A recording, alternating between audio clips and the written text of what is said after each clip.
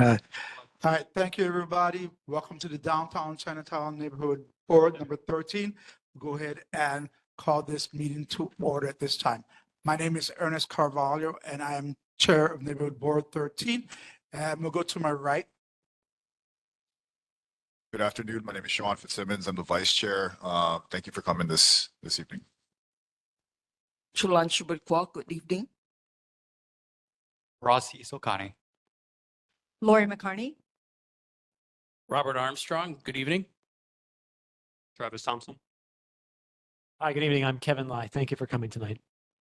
All right, and we're still waiting on one other member, Mr. McDonald. He may join us in person or online.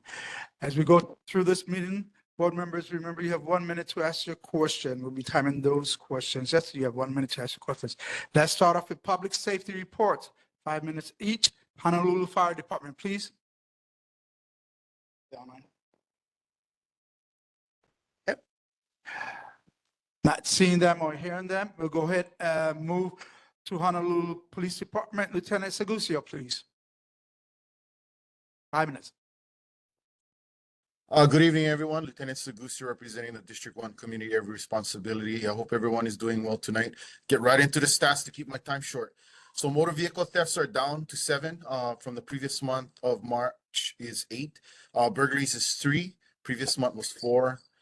Thefts were 24. Previous to that was 35. UMVs or car break-ins were 8. Previous to that was 9. Assaults were 10. Previous 15. Sex assaults were 0. Previous was 2. Graffiti was 0. Previous month was 1. Drug offenses were 16, and the previous month was 16. Total calls for service for your area was 1,956 compared to the previous month of 2,162. So last meeting, Board Isukane had several questions in regards to staffing and recruitment. I just wanted to let the board know that we just graduated 2 weeks ago, 21 new officers, and they're going to be hitting the streets. One of those 21 is a female. They're going to be hitting the streets pretty soon and hitting their field training officer phase. We still have a senior class there. There's 20 recruits in that with 2 females in it. And we just started the 213th class. There's going to be 22 new recruits, and 2 of them are going to be females. So also on the last board meeting, Councillor Fitzsimmons had asked for some statistics in regards to how well the KYB was going to be doing. So just in regards to the stats that I've provided to you, there was over 206 less calls for service for the particular area. So even with the less calls, we were still servicing the location and reducing crime. If you looked at all of the statistics, and I'm going to be forwarding those numbers to you again via email, they're all down. The drug offenses were 16 for both months, but just realize these drug offenses resulted in an arrest or some sort of drug offense being notated. Yeah. So substantial drop in calls for service. Daytime arrests were up. Citations in the area saw a bump about 8 to 10%. So with that, I'm going to go right into the safety tip awareness for the month. Corporal Don Famuina from D4 Night Watch has a very active social media page. He had touch bases on spoofing scams. So I'm going to do that because we've been getting a lot of notices in regards to that. So the hook with these criminals are using is law enforcement. Several family members of mine have called me in regards to them being called by law enforcement. Sounds very official, saying that they have warrants outstanding. Phone number looks really good, and that's where the spoof is. There's an application on major phones nowadays that they can spoof the number. Yeah, actually put down a different number or different location, and it mimics, law enforcement, police department, state, county, and LEOs. And it always is reconnected. So they make a call. Once they get in touch with you, they reconnect you to a different person. Usually the number is less than $4,000 they're asking, usually asking in gift cards or money transfers. And in my case, our family members were recently retired. So I don't know what the reasoning for that, but it's a trend. With that being said, I'll relinquish the rest of my time and take any questions from the board members and the public attendees. All right, thank you very much. Before we take any questions, Mr. McDonald, would you like to introduce yourself? Hello, everyone. My name is Kevin McDonald. Thank you for coming. All right, thank you, Mr. McDonald. Does anyone in our audience would like to ask Lieutenant Segusio any questions? If so, please step forward to the mic. State your name, please. Hearing none. Seeing none, we'll go online. Online, we have Robert Quatero. Go ahead, Mr. Quatero. Thank you, Chair. Thank you, Board. Aloha, Lieutenant Sagusio. Nice to see you. I do have a 31 River Street. So that's Haliwai Olo Senior Residence. The building is working out some kinks. It's a brand new building, so not all the units are filled. And some of the amenities here kind of having trouble. So our gate that allows us into the parking, it's the second time it's under repair. So the gate is left open during the night and only the arm prevents cars from coming in and out. But we have homeless that have been coming in. And on the lower level, they've been put in an encampment overnight.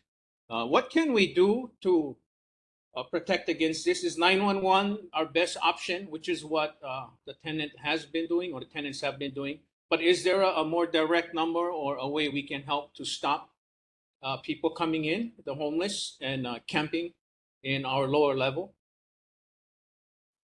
Hey, Mr. Cotero, nice to see you again. I didn't realize you moved. I was wondering where you went from Neighborhood Board 12. But in regards to that question, yes, continue to call 911. We'll go ahead and service that call. But I think the better answer to that is get the gate fixed. You need to get together with that building management to get that gate fixed. And that's why that gate is there, is to keep people out of that location. So we have been tasked also as patrol to be making spot checks on particular parking structures. But obviously there's so many parking structures and we only can hit certain amount of them during a 13-hour shift. But yeah, get the gate fixed. But until then, continue to call 911. We'll come and service the call. Thank you, Lieutenant Sagusio. All right, thank you very much. Do we have anyone online beside board members who wishes to speak? None. We'll go ahead and start off with board member Lai. Chair, thank you very much. Lieutenant Segusio, I just wanted to catch up with you on a couple of items that we had discussed on months past. And I'll try to bring these up on screen, but principally it was dealing with the question about the weed and seed program and some of the terminology that's used there. Maybe it's something that your office or your department might want to defer to another group to find out, but you'll recall that the questions were regarding some of the terminology about weed and seed program as interpreted as the 501c3, the prosecuting attorney's office, and then the plan to kind of prevent folks from being in one part of town after they've been prosecuted and convicted of violating that area. Appreciate some comments about that when you get a chance. And also appreciate your questions and answers last month about the reporting of straight pipe and other modified exhaust vehicles. Gave that a shot during the past month, had an opportunity to do so. We'll see if that begins to work. And then the other outstanding question was about the any comments or thoughts about the position of HPD on if the jaywalking statutes were rescinded or reduced in some fashion, if that could potentially increase some mid-block vehicle versus pedestrian accidents. But the real question tonight for you is this. I know that You have 10 seconds, please. thank you, we're dealing with areas where the legality of being homeless or not, but there are some things that even if you are homeless, building structures, that maybe isn't supposed to be permitted. And furthermore, if we can find out who's bringing stacks of pallets to these areas to allow them to build the structures. Thank you, sir. Thank you, board member Lai. Yeah, let me go real fast. So in regards to the weed and seed, so weed and seed is set up, it's something that's set up with the federal government. So different areas are different particular rules and regulations and stuff like that. Honestly, I'm very familiar. Well, I'm somewhat familiar with the ones that are in Chinatown, Eva Beach. That's going to be another question for the district on that side. Let me go and double check with our weed and seed. I know they were only taking particular days in regards to the weed and seed though. And then more so in regards to the prosecution of them, that would be more for the prosecutors to answer. Now the mufflers, I think we covered that last week. I think, there's been instances where I think I told you that safety checks would be the best way to combat those things. Now, the jaywalking, yeah, so we're kind of concerned with that, yeah, to decriminalize jaywalking. We're just, personally, I don't think it's a good idea because then there's going to be more involuntary contact with people and vehicles in that case, yeah. I mean, jaywalking is a serious problem in Chinatown already as it is. Making it decriminalized, it's going to be even worse. Now, that last question in regards to the homelessness encampment. So those pictures you're taking are in Ivale. That particular area is on the District 5 side. However, majority of those pallets are coming from our constituents that reside in Neighborhood Board 13. I think they go around, they scavenge those pallets. There's no any other places other than Home Depot and I want to say Ross's and the Petco over there, but those pallets don't look very familiar to Home Depot or Lowe's. Those pallets look like they came from the Chinatown area. That's how the vegetables are being delivered.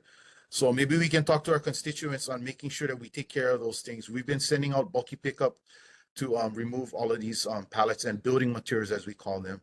But I'll take that back to my command, and then we'll see if we can have those KYB officers have a talk with the merchants. Thank you, Lieutenant Segusio. Next, we'll go ahead and speak with Mr. Board Member Thompson. Thank you, Chair. And thank you, Lieutenant, for being here. My question today involves prosecution for drunk driving. When people are in a car accident and are intoxicated but also have an injury, they're transported to the hospital rather than ticketed by the police. But oftentimes there's no follow-up action from the police. We have a form in our hospital that has a statement that's kind of pre-filled out to talk about the blood alcohol level. But whenever I try to turn these in, the police seem very confused about it, what to do with it and what it's for, to the point where even a homicide detective showed up and said, I've never seen this form before. So my question is, what is the HPD process for prosecuting people or ticketing people that are drunk driving, but also have an injury and require transport to the hospital? And is there a better way for the hospital and the HPD to communicate so these people aren't getting a get out of jail free card basically just because they were injured? Thank you. Okay, we can't hear you. I'm sorry. You So can- is that, yeah, I got it. Is that form that you have over there an HPD 13 form? No, it's a pre-filled out Honolulu Police Statement form. It's got a label on it, OBUII 291E21. I can email you a copy if you like, but I believe it's your Yeah. form. That would be great if you could do that. So normally, okay, so somebody gets into a motor vehicle collision and we suspect that they're intoxicated. First of all, we pull an OVOII number, we place the person, identify the person as placed behind the vehicle, operation of the vehicle. Once they get to the hospital, we do a mandatory blood draw. In regards to the mandatory blood draw, there's an HPD 13, I forget what prefix it is, HPD 13 Charlie or Bravo. I'm not too sure, haven't done one in a long time, but with that being said, that form has to be filled out. We request for the phlebotomist. Phlebotomist goes and draws the blood. We witness the drawing of the blood. We take the 2 vials that are collected and we take them to the central receiving desk. We put it in a refrigerator, and then a city and county person from the city and county doctor's office recovers those vials, and then they go ahead and test the blood. Once that blood is tested, a form is made. It gets sent back to the original officer who initially made the arrest at the scene with the blood results, and then we forward it back to the prosecutors in order to for later prosecution for a warrant of arrest on the person, right?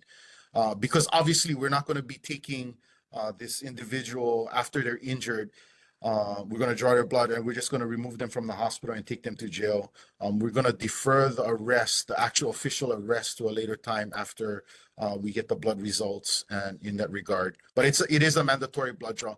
I would love to see that form, and I can bring back more information on it once I see it.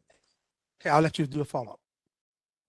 I can say from a personal experience, especially on Friday and Saturday night, this is not happening. There's no officer showing up. No one's doing a mandatory blood draw. Maybe 1 in 30 times that actually happens. So I think a lot of these people aren't being ticketed and are just being released from the hospital with no follow-up. Understood. So the law is kind of strict in regards to us, yeah. So that part about us identifying the driver as being the driver, sometimes we by the time we get to the location, the whoever was operating the vehicle or whoever was in the vehicle is just kind of like shipped away to the hospital. And then by the time we get there, we're the secondary, right? Usually they come up from other districts. So District 1 goes to Queens, and then we try to do the blood draw. But the key part is we have to identify the driver. Someone has to say that, yes, I saw that person behind the wheel. I saw that person get into the collision, and he was the only person, or he or she was the only person that exited from the vehicle. So with that being said, sometimes we get incidents where motor vehicle collision victims get taken to the hospital before officers arrive, or we can even speak to witnesses. And then with that being said, we cannot place the person behind the wheel, and we cannot do the DUI at that point. All right, thank you very much. Next, we have Vice Chair Fitzsimmons, please. Thank you, Lieutenant Segusio. Thanks for providing the information as always, and thanks for coming every week. Just a real quick question, just noticing that it's, summer's upon us, right? And just a general question, do crime statistics in our district increase during the summer? And if so, which crimes increase? And if you could, and what locations are the places in which those crimes do increase? Thank you. Mr. Councilor Fitzsimmons, you're a very smart person. So yes, during the summer periods, usually we see an uptick in regards to crimes because just people are just generally out and about, schools out. And in regards to the types of crime that occur, it's usually theft type cases. So cases that, like thefts, motor vehicle break-ins, burglaries, just because everybody's out and about and the weather is really good. In particular areas, I think it's across the board. Generally, there's no one particular area where these thefts occur. I think it's a crime of opportunity, as you know, crime of opportunity. So let's not give those people the opportunity. So if we can have our community members, protect your belongings, lock your doors, and, keep all valuables in safe places. All right, thank you. And your last question from the night will be from me.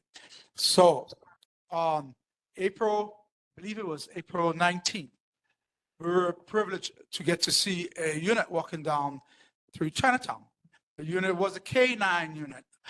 Are you folks going to regularly run a K9 unit down Chinatown, or was that just to show? That's a very good question, Chair. Okay, that is why Major Okimoto is a very smart man. He's gonna try to see if we can start doing that more often. K9 units in the Chinatown district area. We've been asking for a K9 unit for a long time, even when I was a footman almost 20 years ago. So he was one of the first guys to kind of bring it out.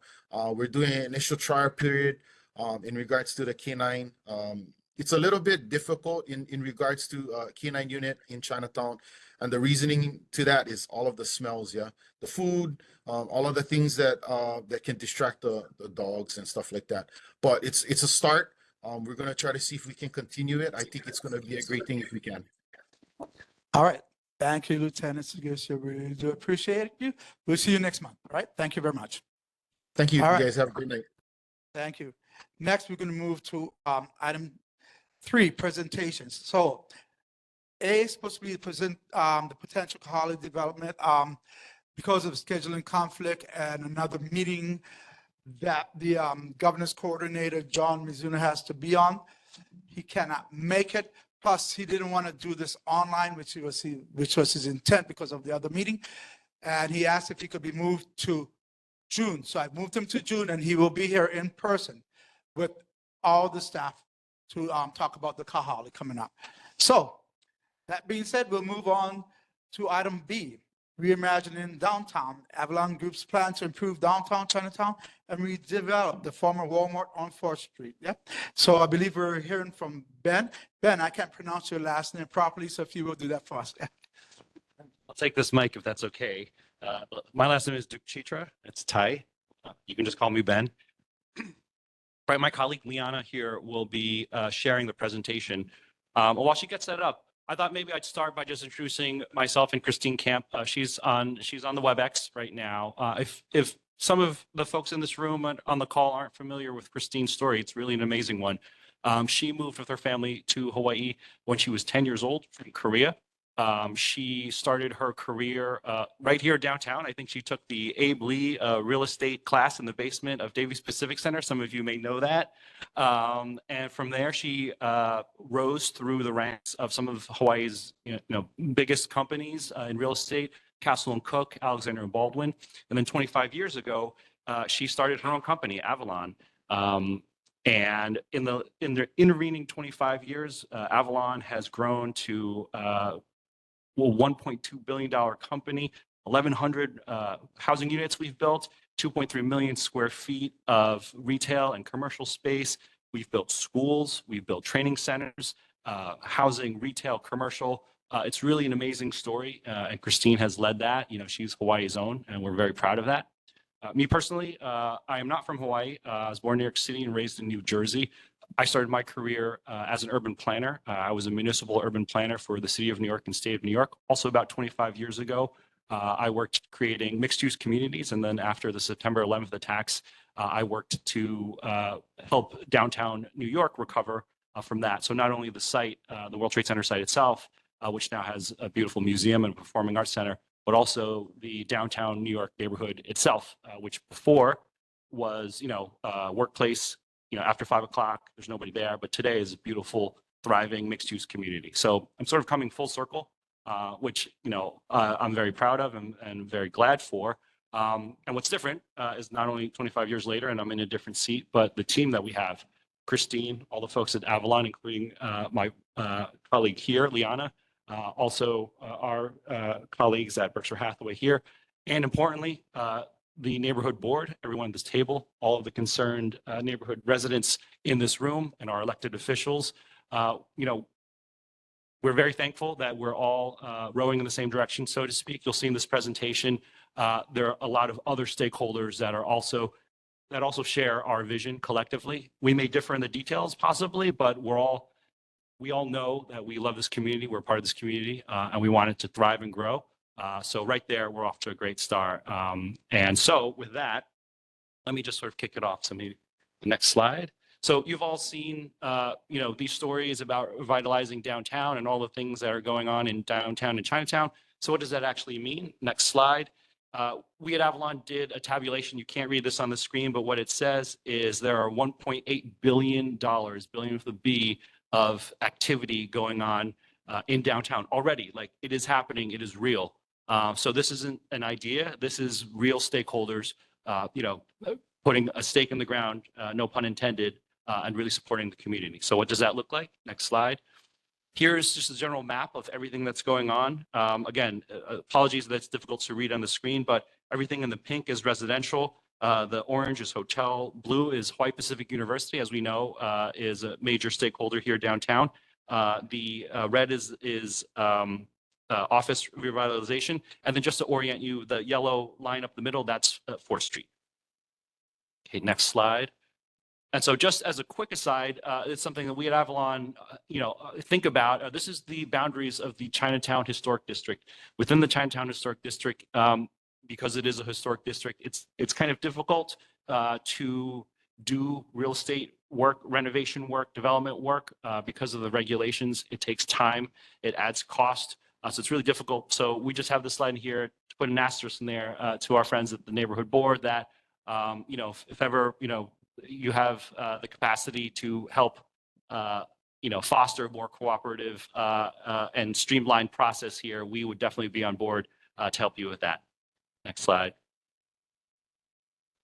All right. And so as you know, so now I'm going to go through some of the things that our friends and neighbors are doing. So obviously, as you know, HPU major, 4,000 growing and growing, 5,000 students, deciding to dedicate downtown as their neighborhood, bringing all of their far-flung campuses into this area.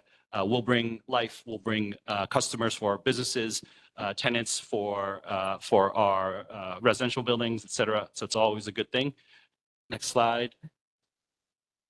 All right, HEMIC, this is the former ASB building. They now have their own building, that they have recently built. Their former headquarters was empty for a long time, but now HEMIC has taken it over, bringing 100+ employees. Next, CPB, also $40 million of renovation work completed in 2021. Again, having a reason for their employees to come downtown and not just work hybrid. Next, our friends at WKF have done a ton of work. They do their work quietly. Sometimes I don't know how they feel about us being their hype people, but they're doing amazing work. They've brought Marukame Udon, Daiso, and the next slide, as you may have seen, they've also brought Paris Baguette, an international bakery with lines out the door. Believe it or not, this was the highest grossing opening in the entire Paris Baguette chain, around the world. And, lines out the door to this day. Thank you to WKF and the Krisus for bringing these amazing businesses downtown. Hawaii State Federal Credit Union, 230 employees. They have brought downtown, renovated the Malim building. Next, Hawaiian Host and Mauna Loa Macadamia Nuts, they have bought this building and they have their headquarters and retail in it. So again, Hawaiian companies, coming, planting roots downtown. The AC Hotel, as you know, opened. Thank you to Patricia Chang and Continental Asset Management. Always full. It's like 99-100% full all the time, demonstrating a huge need for this type of property. Next, and that's only the first. We know that this hotel was recently approved as well, so they will have neighbors. Next, and so as you also know, maybe better than we do, the rail is coming. The stop is being planned right by the Pacific Guardian building, and this will be 10-minute ride from the airport. So we know from experience around the country and around the world that will be transformative, that will sort of be a huge tailwind for us in our revitalization efforts downtown. This is just pictures of the station there. So I want to get to the good stuff that you're waiting for, and I want to be respectful of our time here. So what are we doing at the Davies Pacific Center building? So we bought this building about a year ago now, and so we're converting it into housing. Price points of the housing will be, in the $600,000, $700,000, $800,000 range. They're not going to be $1 million apartments, but they're also not going to be affordable housing because, part of our philosophy at Avalon is we're building what our community needs.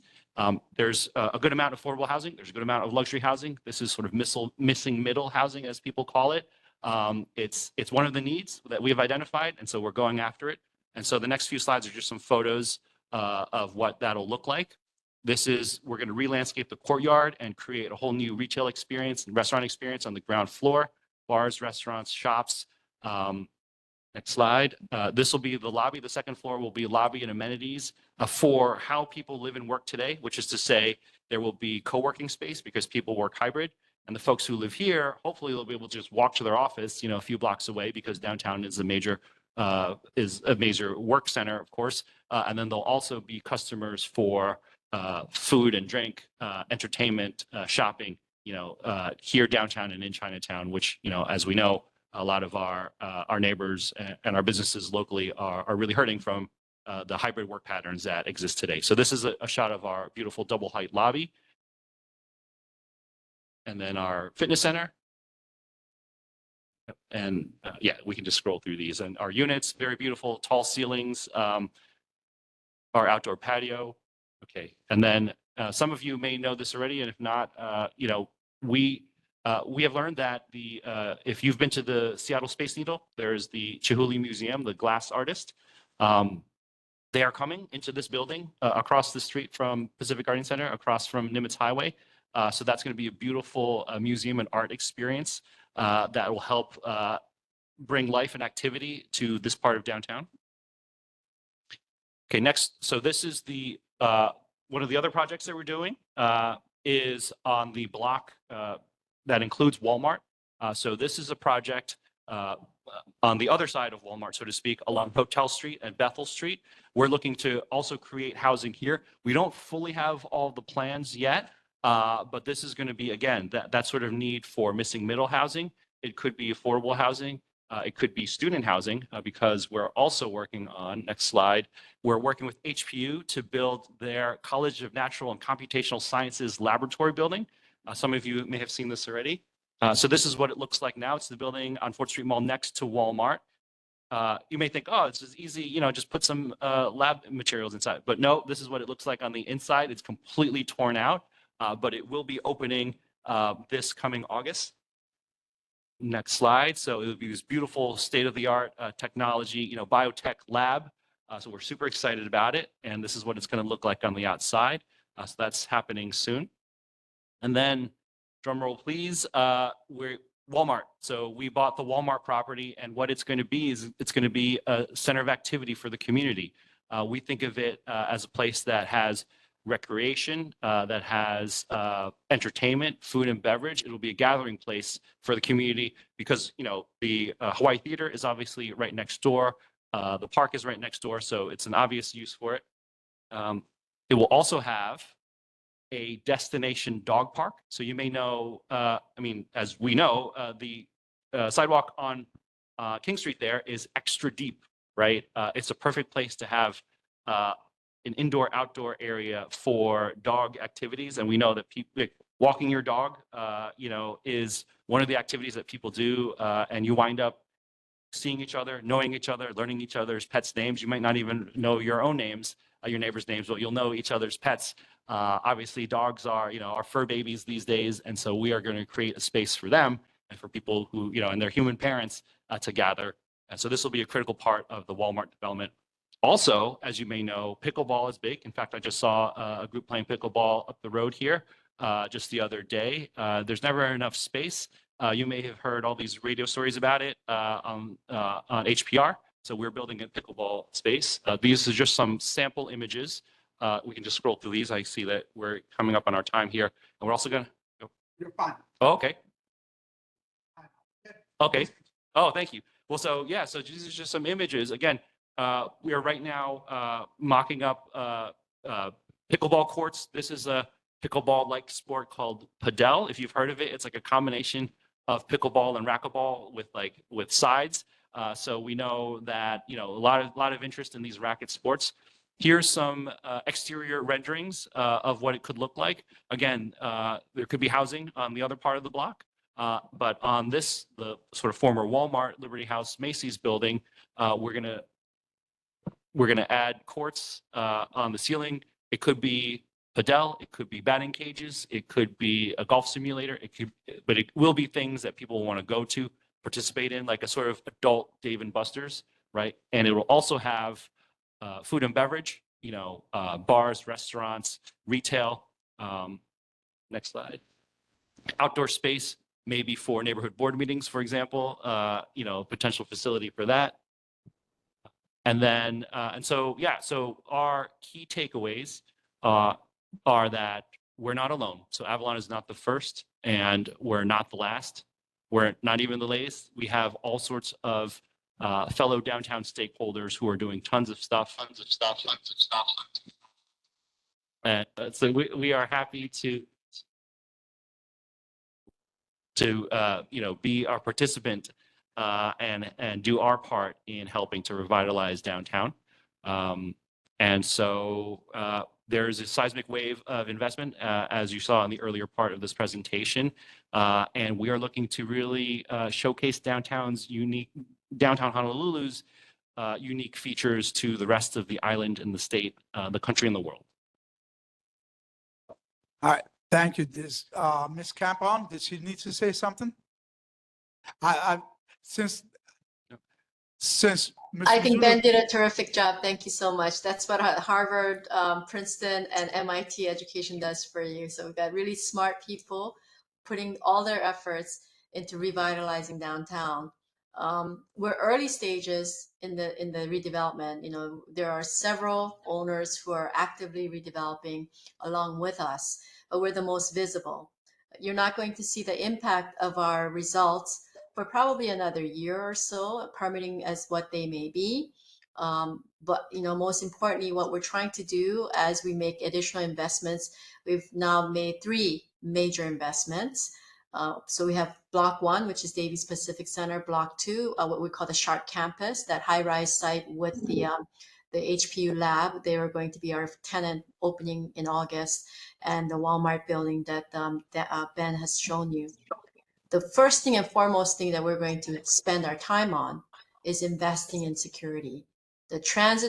During this transitory period, security is going to be very important for everyone. So I think that we've done a pretty good job of keeping Walmart area clean, but we're enhancing that by jointly, gathering with the WKF group and anyone else who owns property in downtown to participate. So I know that Patricia Chang, who owns the AC Marriott Hotel, is also participating. In any given area, when you're having a transient period, you're going to need some security until enough eyes are on the street. And we believe having a lot of activities at Walmart site, which we'll soon name. I know that the doggy areas, we're calling it Bark Avenue. And it's going to be where a lot of people are going to be walking from other parts of downtown or from other locations on Oahu to drive there as a destination. That's what we're going to do, is drive traffic into downtown, lots of eyes, lots of activities at all hours, and that will help revitalize the downtown with just people coming back and reminding ourselves that what's unique about downtown, what's special about downtown, and we're just happy that we're part of this community. All right, thank you, Ms. Kemp. Okay, so we're going to open this up to questions. Do we have anyone in our audience who would like to ask any questions of Avalon? I see no questions from our lobby. Anyone online? Please. Robert Quintero?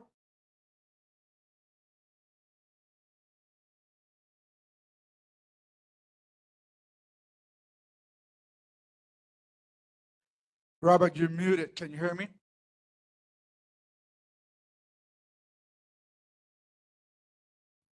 Okay, Yes, I can. Go ahead. thank you, Board. I was just wanting to ask a question. Is Avalon interested in supporting Hawaii's sustainability and climate adaptation goals with respect to any buildings built initially in the initial stage with considerations such as a recycling program, if there's any greens, a green recycling program? And the reason I asked this question is the reason I'm attending this meeting tonight. I'm in a brand new building, and I'm surprised that the State Office of Planning and Sustainable Development doesn't require any new buildings to have a recycling program. And I would like to think that any new developments would seek to support the state of Hawaii's 2050 goal, so that by the year 2050, we either equal or surpass the United Nations goals in the sustainable developments. And would Avalon be able to comment on that? Sure, I can take that question. We are absolutely committed to green building. And in fact, just to give you some examples of that, well, first of all, recycling, it's something that we do already in our buildings and we plan to continue. So first of all, just to directly answer your question, but also adaptive reuse is a huge part of how we think we can be responsible environmental stewards. There are statistics out there that say reusing an existing building and improving its systems will, compared to building an all new building, even if it's like 30% more efficient, that new building would take anywhere between 10 and 80 years to make up for the carbon emissions and the landfill waste, compared to just using an existing building like Davies Pacific Center, like the Walmart building, for example, right? So huge, off the charts savings just by using a building that already exists. We're also doing something with a world leader in green energy, a company called Amoresco. They do things with, for example, the BMW plant in South Carolina with Outrigger Resorts. We're working with them to create this program, this high efficiency systems program, where they will have a 30-year maintenance and repair contract on our systems, and will basically guarantee that over the course of that 30-year period, our systems will run in optimal condition and will be upgraded to even better systems as they're developed, and making sure that we don't put that burden on homeowners or condominium owners who have volunteer boards, right? They're not environmental engineers, whatever, but we have literally one of the world's largest environmental engineering programs monitoring these facilities and making sure that they are running, at top efficiency. So all sorts of things like that, including recycling, it is absolutely a major focus of ours, making sure that we're responsible stewards of the environment. Thank you, Ben. That's a prior response. Thank you, Christine. Ben truly is remarkable. Thank you, board. Thank you, Chair. You're welcome. Thank you. Go ahead, sir. Please go up. Yeah. Yeah. And say your name, please. John Rasmussen. And my question is, in the thrilling article, front page story in the Advertiser from weeks ago about the downtown Renaissance and some of your plans, there was a statement saying that there was a 350 unit tower being planned for that Walmart block. And seeing some of the photos that you have in your presentation, it looks like that's what's being planned for the Campbell and Empire building is going to be a 350 unit tower. So it's still in the planning stages. So those are historic buildings, and we're figuring out a way to retain that, but also sort of build housing, above it, but retain the historic aspects of those buildings. Okay. And so you are looking at a significant. Excuse me, John, can you please speak into the mic? No, don't put it up. Just speak into the mic so we can hear you. So you're looking at a 350 unit tower is what you're looking at. So I don't know the specific numbers, but yes, the short answer is we're looking at a meaningful amount of housing. Yeah. If I may, we are right now looking to provide, there's two options really. So it's in the initial stages. We can provide all of them for resident housing, or we can try to help revitalize the area by making some university housing. What I mean by that is that currently Hawaii Pacific University students, and there are say 5,500 students, they're currently shuttling kids between the windward side, where Hawaii Loa College was, to the Honolulu main campus. And what our hope is that the students that are dorming at the Hawaii Loa campus are going to need additional dorms and housing options. It would be really wonderful if we can include housing as well as dormitory housing with separate access points. That would allow for the students to gather and enjoy 4th Street Mall. It becomes an extension of the university-like campus, which also, again, helps revitalize an area. So we're looking at that. It's not firm yet, but we know for sure what is firm is that HPU is opening in August. Thank you. And I have another question. I think Okay. actually. So, let me check to see if there's anybody else in the audience who wants a question, because there's Yeah. one question each as we move on, because this is a full schedule tonight. Okay. Anybody? I'll let you do a follow-up and that'll be it. Go ahead. Okay. These are actually two questions, but I think they're related. For years, I've been hearing that Avalon has been planning a senior living facility on the Malka end of 4th Street Mall in somehow in conjunction with the Catholic Diocese. And then lately, and this was brought up in the last neighborhood meeting, is some sort of a kerfuffle about the Blaisdell Hotel property. So are these things linked in any way of the senior living facility planned for that area of 4th Street Mall by Avalon and the talk about the Blaisdell Hotel? Can that be cleared up somehow? I can answer that. We've been doing some work for the Catholic Charities of Hawaii. They're a nonprofit. They actually do development of housing, low-income housing, and they usually fund it through the low-income housing tax credits. The Catholic Diocese, the Roman Catholic Diocese of Honolulu, their main campus is at the northern end of 4th Street, where it adjacent to Beretania. They had a building that they couldn't occupy because it was condemned. It wasn't safe for them to access. So we thought it would be really good to have the two entities join together, and we were able to secure approval, which we came in front of this very board to seek your approval for a 201H approval. It's a development of Catholic Charities. We are doing pro bono service for them to have the project entitled and have it ready for low-income housing for seniors. It has been approved for 201H. It is ready to go for permitting. However, the two times that we applied for the tax credits, we weren't granted the tax credit. And as you know, there's a new law that is going through its process. I'm not sure if it passed or not, but they were going to give priority to state-owned or city-owned properties first for tax credits. So if that's the case, it will be a while before the Catholic Charities Senior Housing Project will be constructed.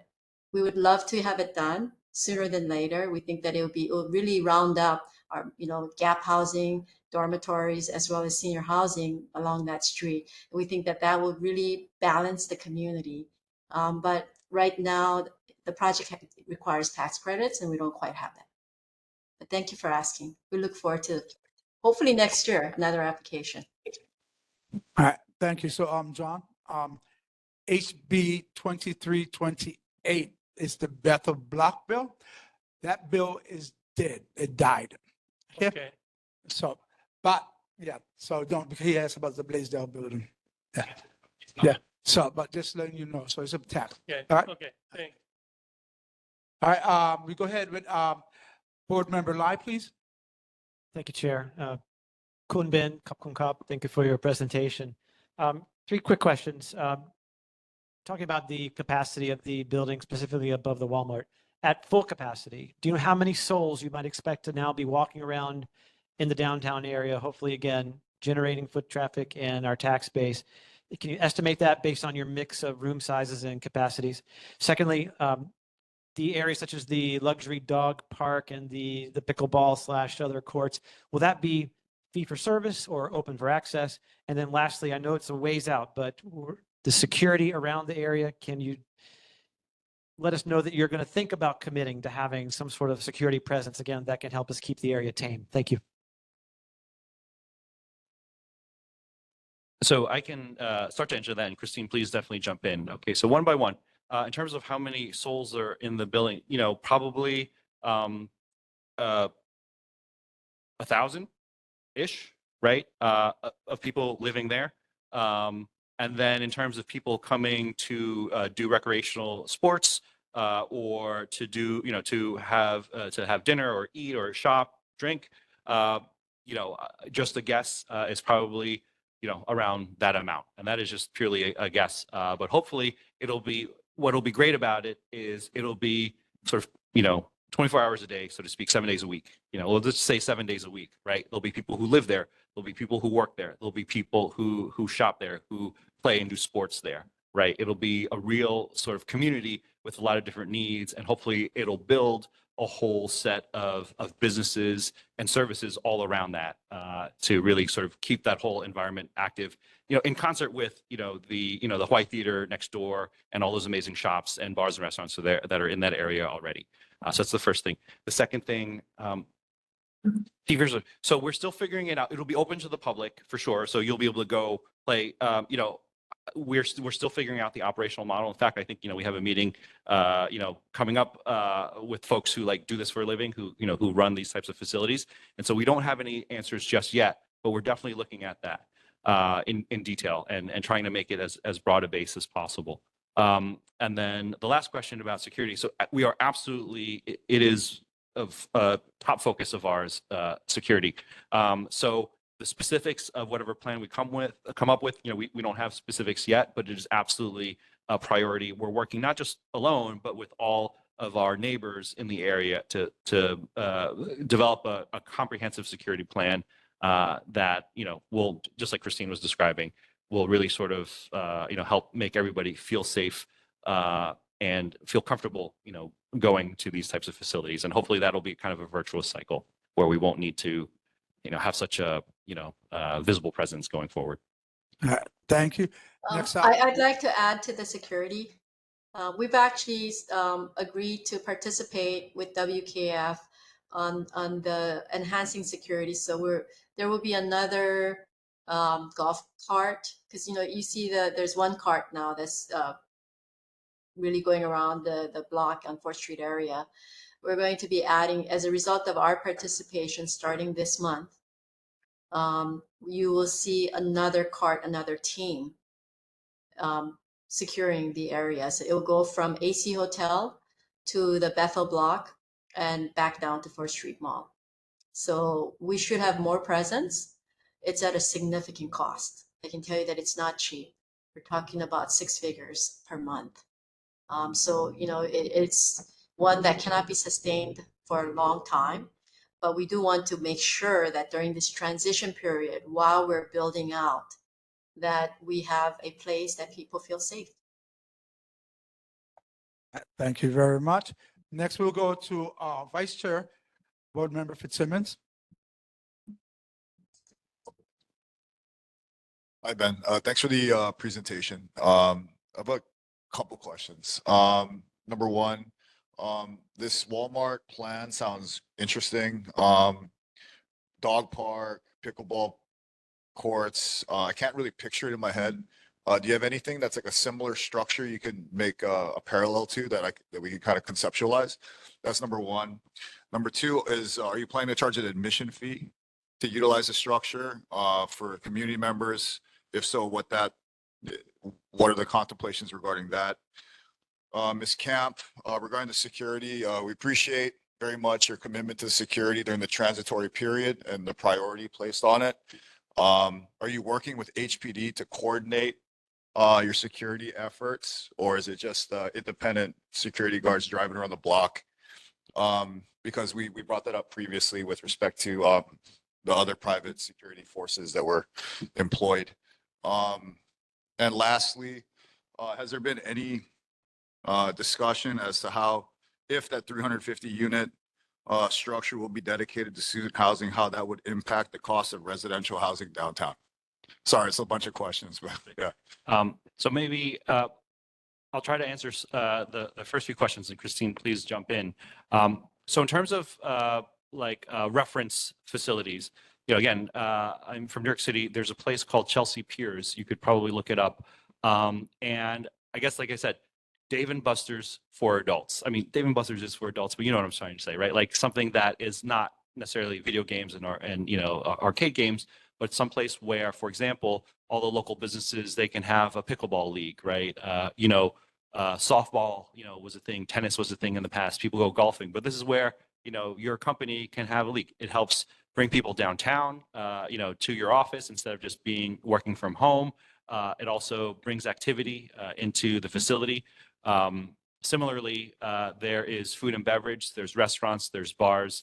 It can be for Pauhana, or it could be for the big game, on the weekends, etc.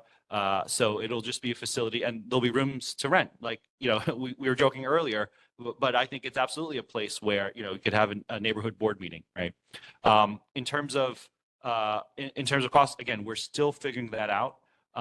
In figuring out what neighborhood discounts there might be, or what even the fundamental costs will be, and we'll look to see what those costs are around the island, in other facilities, and plus what they are around the country. Again, I'll admit I'm not an expert on running pickleball facilities, but we'll figure it out. Oh, go ahead, Christine. Yeah, sorry. So insofar as cost, even if we want to make it free, it's an indoor facility, so we need to make sure that it can pay for air conditioning, it can pay for trash, you can pay for cleaning of the restrooms. This is not a public facility, right? It's owned by the owners and tenants of the property. So there will be some level of cost. What we're trying to do is to minimize it. I do want to let you know that all of the building that's going on, that $1.8 billion that are coming into this 10-block radius. Chinatown is a 4-block radius. Downtown is a 6-block radius. So when you really think about $1.8 billion being spent to upgrade the areas here, I calculated it would be about $20 to $25 million per year in city property tax revenues. Hotels paid $13.90 per $1,000 of value. Commercial spaces paid $12.40 per $1,000 of value. and there's going to be significant amount of hotel presence. And then, of course, residences, all these buildings that are now low rises, and we're going to be bringing high rises, high density, and all these residents. And they're not low income tax credit projects, they're middle market. So this is for the gap. We're pricing these units for people who actually live in downtown. So they're going to pay full taxes, and those tax dollars will generate about $20 to $25 million of income for the city that they're not getting now. What that means is that we hope that we can talk to the administration and see if we can get enhanced services in this area. And exactly. And just to follow up on that, we absolutely want to work with HPD and coordinate our efforts for sure. That's going to be critical. And, we have relationships with HPD that we will use, plus, the neighborhood board and the folks on this call. And then the last question, actually, I think that's a great question in terms of how will all this work impact housing prices and affordability. And what's really exciting about what we're doing, what excites me about what we're doing is adaptive reuse means underutilized buildings, but it's not existing housing, right? It's an office building that's 30-40% empty right now. It's other, low-rise buildings that are like 90% empty sometimes, right? It's Walmart, which is 100% empty, right? And what we're doing is we're not displacing people, right? We're not taking people out of their existing homes. We're building all new homes. We're building more supply, right? So that, the economics of it means that hopefully we can make a dent in the enormous housing shortage that we have on this island. Thank you. Before we move any further, we'll go ahead and go on with the next person, which was Board Member Thompson. Thank you, Chair. It's great to hear about the increased density. I think that'll help with walkability. Ms. Camp mentioned people driving to downtown. Hopefully that won't be necessary because I think the more, better transportation and more people on the street will actually increase the number of eyes on in the area rather than having people drive and park in downtown. My question, though, relates to Mr. Quartero's question. It's great to hear about all the environmental engineers. Are you going to be pursuing any LEED certification or things like some sort of objective findings for your environmental aspects, or is it just kind of this we're thinking about it promise? So what's interesting about Davies Pacific Center specifically, which we're going to rename Modea, it actually is already LEED certified, and I think the previous owner, they just stopped paying for the certification, but it still fits. It'll be the same because it's an adaptive reuse. There's a different standard than an office building. We anticipate that we will meet. I couldn't tell you specifically whether it's LEED Gold or Platinum, but we're working. I mean, the company that we're working with was the company that certified the building, when it was being certified over the last 20 years. And so, we're going to exceed the level of efficiency of what it was before. And I don't know the specifics of LEED residential. I know that it's, I know the office building aspect of it more, but it is definitely one of our priorities. Thank you very much. Next, we're going to go to Board Member Armstrong. Thank you, Mr. Chair. Just a very quick comment. I was there at the grand opening, and it was truly an exciting morning for everyone there. And whether it is Christine or the mayor or various Senator Rhodes or whoever might be in attendance, it's obvious something really big is happening in Chinatown and downtown, and it's exciting to be a part of it. The malaise, those of us who are 60 or older remember a president who accused our country of having a malaise.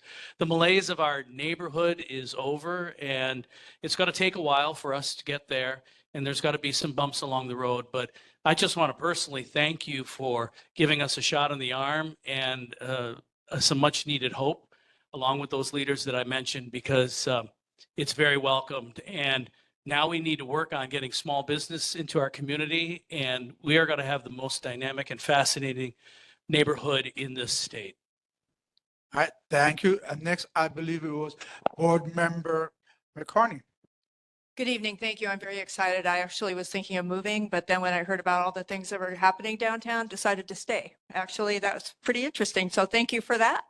And one of the things I'd like my boys to move back, and seeing this urban development downtown makes it more possible for them to live the lifestyle that they want, which is an urban lifestyle. The question that I have when I get to urban lifestyle, it's we need fewer cars. I know that Modea put in a lot of parking spaces, and I understand that a little bit. But do you have a vision for how you're going to be thinking about your developments and what you're going to do about different transportation modes and how you're going to not just facilitate it or, deal with it, but to encourage it? Yeah, I can speak to that a little bit. And Christine, again, please jump in. So, at Modea, at Davies Pacific Center, it has an existing parking deck. And if we could, we wouldn't put in any, but, regulations require us. It's sort of something that, that's what current zoning is. But, asterisk, I know that at the state level, there's a number of adaptive reuse related bills that will allow adaptive reuse to proceed without all these different onerous provisions that add cost and also maybe go against public policy that we want to support. For example, we are absolutely committed to other modes of transportation that are not the personal automobile. The fact that from our building, there's that little courtyard in Pacific Garden Center between the Dillingham Transportation Building, that's where the train is going to be. It's like going to be right there. So you could get to the airport, you can get to the west side, you can just walk out there, right? And similarly, the reason why we're really excited about adaptive reuse in downtown is downtown is Hawaii's. There's really only one major, center of business. With all respect to Kapolei, all the sort of multinational companies, they're here downtown, right? And so you can just walk there. Like I park my car again. I live in Waikiki, but I park my car in the building. I walked here, right? Because you can. Right. And we hope to encourage that for everything that we do downtown. All right. I think it's a really good question and comment. One of the reasons why we bought Walmart building is it has 454 parking stalls. We're not going to build too many more parking stalls because we want to help use all of that space up. But if building upon what Ben said, when we look at the rail, it may have two stops short. So if you can go to the rail station slide, Liana, because I can still see your screen. What I can share with you that the rail station that's going to get the most use out of all the rail station will be from the airport to the Chinatown Hotel, to downtown, to the South Street, the city center. You can live in Kaka'ako, jump right into downtown and stop right at the Pacific Guardian courtyard, right? So right there. That's going to be an amazing thing. You could go from downtown, jump on a train station in 1 minute, get to Kaka'ako for, different dining options, if you will. I have a vision in the future, just like you do, that people will use the rail and that downtown Chinatown area is going to be one of the most utilized stations in all of the island. I'm pretty excited about it. See those red? The last two stations, as you know, will not be built until they have more funding. But the Civic Center, the downtown, and the Chinatown Center, they're going to be built between 2030 and 2031. The Honolulu Airport Station, from the airport for a visitor experience. The reason why the hotels are looking at downtown right now is the fact that from Honolulu Airport, the Chinatown's hotel, and the downtown hotels, and currently we have the executive center and the AC hotel. That's just a phenomenal success. And then I understand that the Chinatown hotel is going to be a Hyatt hotel. And then if WOFED can get through their archaeology issues related to connecting to their historical, sidewalks, for example, I mean that's what's stopping their project. If they can get all of that done, we're talking about 4 hotels that we already know about. And several that are still people are thinking about. Modea has to succeed. Our Davies Pacific Center, it cannot fail. Our Walmart project, it cannot fail. AC Hotel can't fail because everyone's watching. And so we're all coordinating our efforts to make sure that all of these projects are successful. And we're doing our best. And I believe that if there's a success case for rail, it will be right here in downtown.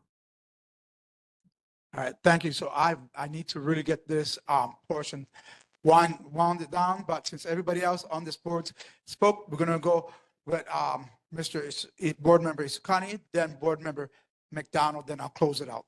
But everybody, go ahead. Thank you, Chair. Thank you for your presentation. Super exciting. really, really great work. So thank you for just bringing in all this investment. My question is, can you provide me some education? Are you seeking any allowances or exemptions just from standard zoning or permitting under either TOD, 201H? That's the first part of my question. And the second part of my question is, regardless of if you're getting allowances, it's very clear how much the community is going to benefit from this. With respect to the housing stock, do you have any perspectives or estimates on how much of that is going to be going to residents versus non-residents? And, you know, I mean, you're a Hawaii company. Do you have any strategy yourself to push it more toward the residents potentially? Yeah, so I can jump in here again, Christine, jump in. So we are right now designing Modea under existing, you know, as of right TOD zoning. Again, if things change, if the law changes, we'll definitely look at that again, basically to lower the price, right? We are absolutely focused on getting as many residents as possible. In fact, we're talking about designing buyer assistance programs for owner occupants specifically. So it is a focus of ours. You know, how it shakes out, you know, we're not exactly sure, but it is absolutely a focus of ours. Yeah, we're very, very focused on making people become what I consider to be, middle class. Because I know for a fact that my mom, who worked an hourly wage, we lived on her tips, counting coins when we were younger, 5 kids, single mom. And the day that I realized that we were middle class is when she bought her first leasehold home. It was dilapidated, but she bought her first home. And we know what it feels like. I know what it feels like. So what we're doing is we're going to have a down payment assistance program. The state has just granted down payment grants for our project for up to $100,000 for a number of units, but not a lot, maybe about 17 of them. We are also going to provide through one of our nonprofits. We're going to be donating to the nonprofit, and the nonprofit will be providing 0% down payment loans that is going to have a 0% interest rate for the first 5 years, up to 15% or $150,000. Again, this is really for the residents and owner occupants, because I would like to see the gap housing become a reality for many of the people who want to buy and just can't save enough for a down payment. All right, thank you. So we're going to go ahead with Mr. Board Member McDonald. We're on 45 minutes at this time. So go ahead, Mr. Board Member. You can take same one time. They took it. So, Thank you, Chair, and thank you for being here. It's I've been a long time supporter of commercial development in this neighborhood. I know we have many people that look out for the residential community, and of course, we always want to look out for the residential community here. But I have long believed that developing the commercial side of this neighborhood is the economic boost that we need here to help our community thrive. And so I just want to say that I'm in strong support of what you're trying to do here. It all looks really good, at least in the presentation. And I want to wish you the best of luck as you move forward, if I can help. Thank you. all right. Thank you very much. Okay, and then I'm going to go ahead and end it. So Ms. Camp, I'll just go ahead and email you my question. I just want to say, Ms. Camp, Ben, and to the rest of the Avalon team, what a great presentation this was. We really appreciate it. We can't wait to revitalize our neighborhood. And thank you guys very much for being a part of our neighborhood. Thank you. May I ask for a consideration, Chair? Go ahead. You are the influence of downtown Chinatown, you as a group. And we would love it if you could articulate our vision to the extent that 4th Street Mall currently is a park. It's under the purview of the Department of Parks, which means that you can't do block parties. You can't go beyond 10 p.m. You can't serve alcohol, and dogs are not allowed. It would be really great if we can make that maybe that should transfer to Department of Transportation Services that allows for block parties, serving of alcohol, special events, and allow dogs to walk along that 4th Street Mall. All right. So, Ms. Camp, I do know that at the mayor's town hall, he had already mentioned something about changing it from a Parks and Recreation full exactly what you were just saying, but I believe that we can also go ahead and do a future resolution. At this time, we're not here to do a vote on anything because you still have to come with everything else so we can do a vote, which we would love to do a vote. But yes, we'll go ahead and take that into consideration. All right. Thank you very much. Thank you guys very much. Really appreciate it. All right. Thank you. All right. Thank you. All right. Next, we have something that is, but I think it's going to be great. It's a Nuano Stream projection project. So what they're going to do is they're going to do the Nuano Stream down Nuano Road. So speaking will be Nanea Lam and Marian Kadora. Okay, go ahead. Aloha, Chair and committee members. Thank you so much for having us at this meeting, especially to Chair for allowing us to come to the meeting today and fitting us in. My name is Marian Kadora, and I'm with the Mayor's Office of Culture and the Arts. And this is Nanea Lam. I'm going to have her talk a little bit about the project, but I just wanted to give just a little bit of context from the Mayor's Office of Culture and the Arts. Nanea had approached us about this project, and we were really excited about it because we're always trying to find ways to engage Chinatown. And it was brought up earlier that because it is a special district, it is really hard to do creative projects in Chinatown because of those restrictions. So when Nanea came to us with this project, we were really excited about it. We contacted DTS and the city has never done a project like this before. So for us, it's going to be the first time that we're dealing with a projection.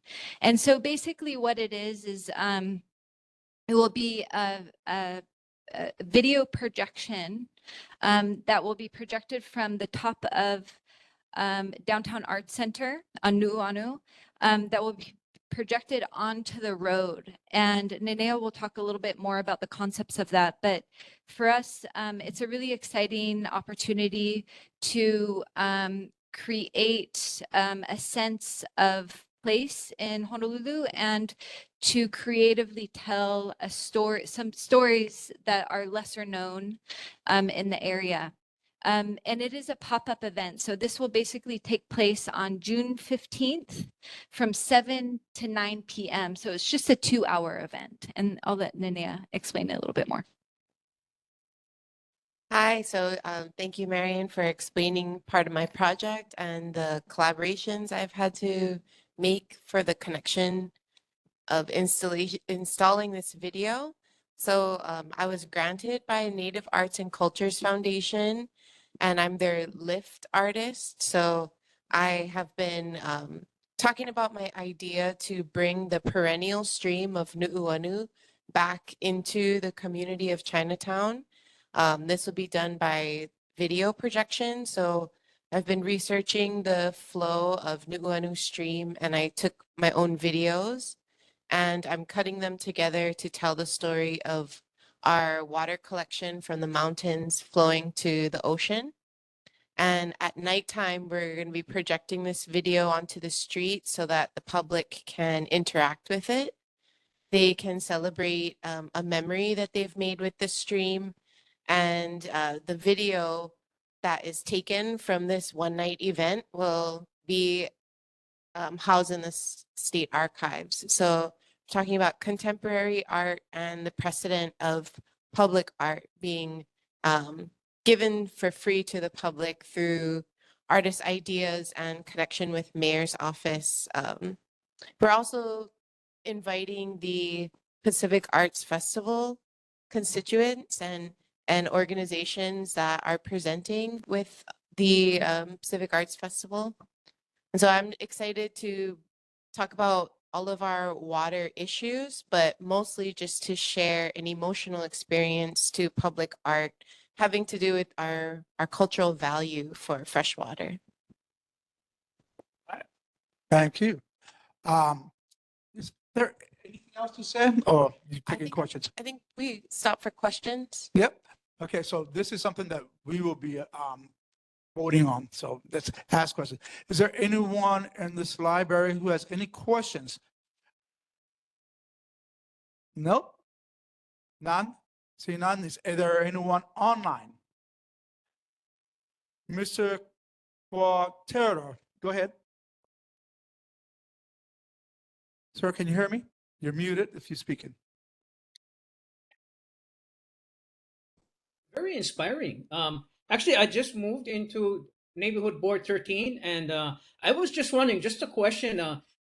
Is the project interested in doing something similar like the Genki Alawai project with bioremediation? Because if I'm not mistaken, the Nuuanu stream is what runs across and through Chinatown, River Street. If that's correct, do you folks have any plans, or would is that something you folks are interested in? And I'm just wondering.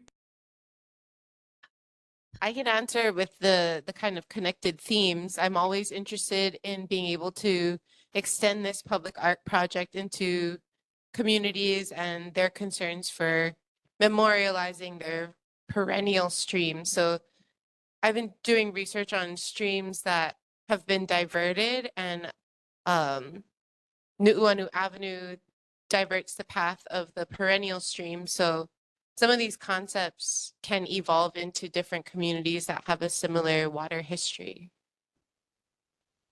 All right, thank you. Anyone else online, please? Not hearing none, not seeing none. Any board members here? We'll go ahead and start with Board Member McCartney. This sounds very nice. Thank you for thinking about doing it. And it's very unique. I'm having a hard time picturing it in my mind. Is there going to be any sound with it, or it'll be silent video? I do have a sound component, and it'll be, of course, an in-person thing, but when everything is finally documented, like the entire spectacle and the interaction, the video will have a very simple sound of water background. Chair, can I ask one follow-up, please? Okay, that's great. So how do you see people interacting with it? So this will be filling this, the video will be filling the street, and then you're hoping that there's people filling the street. So the video will be on them and also moving on them as they move around, sort of, right? Yes. And okay, is there any admission, or it's just come and experience it? It'll be a free event, and we're having a watch party at the Downtown Art Center. So there will be a community gathering while you listen and enjoy the video in the street. And we have the road closure, which we're letting businesses know about. But a lot of those businesses may be closed or throwing their own watch parties.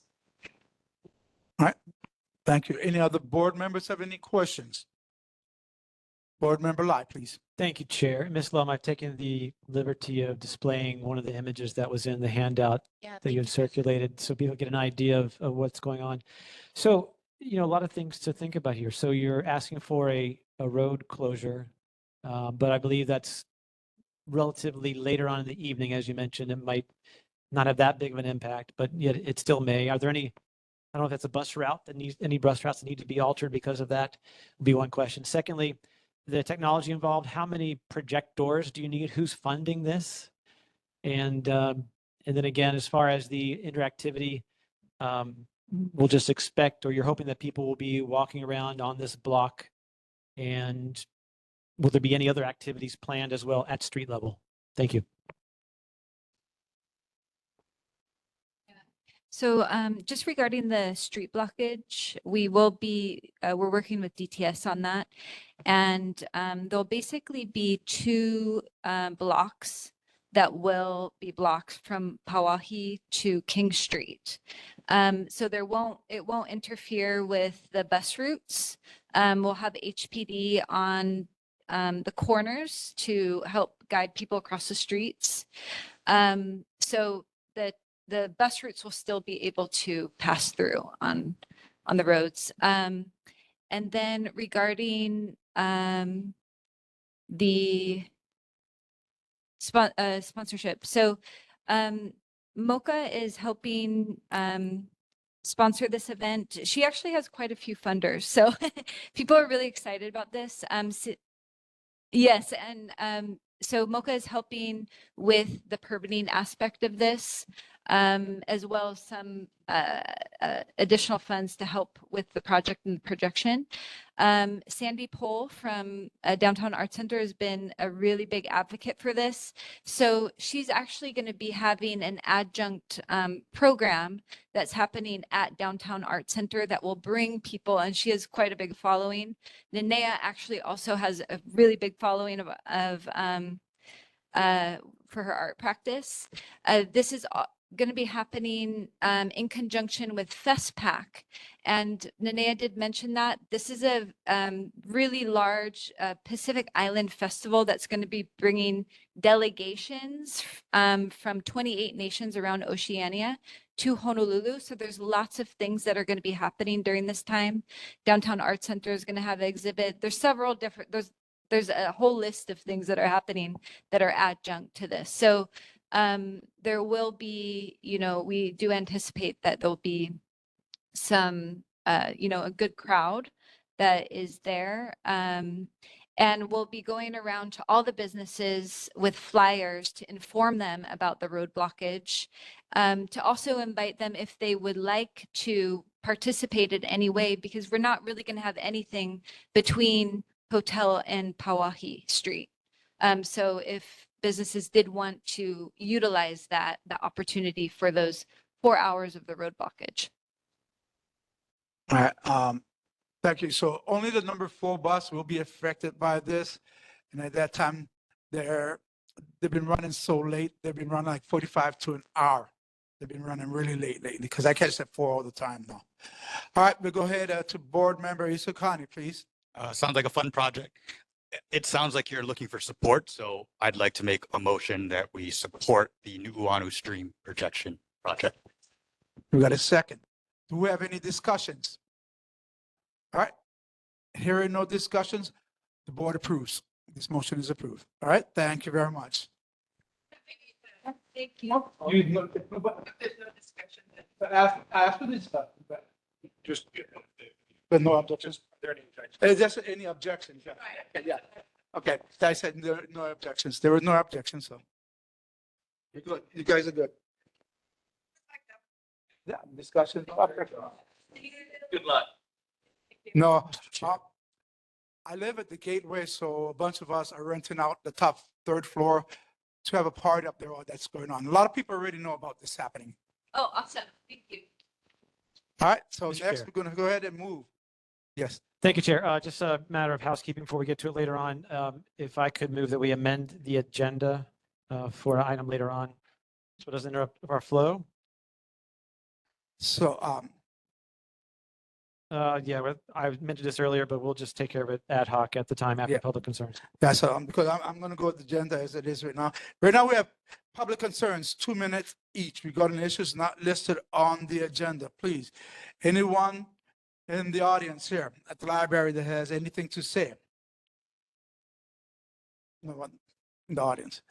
All right, hearing none, seeing none. Anyone online, Mr. Quintero? Yes, thank you, Chair. Thank you, Board. I'd like to ask if the Neighborhood Citizen Patrol, I'd like to inquire if they come up to 1331 River Street, and how would we as tenants participate in the Neighborhood Citizen Patrol?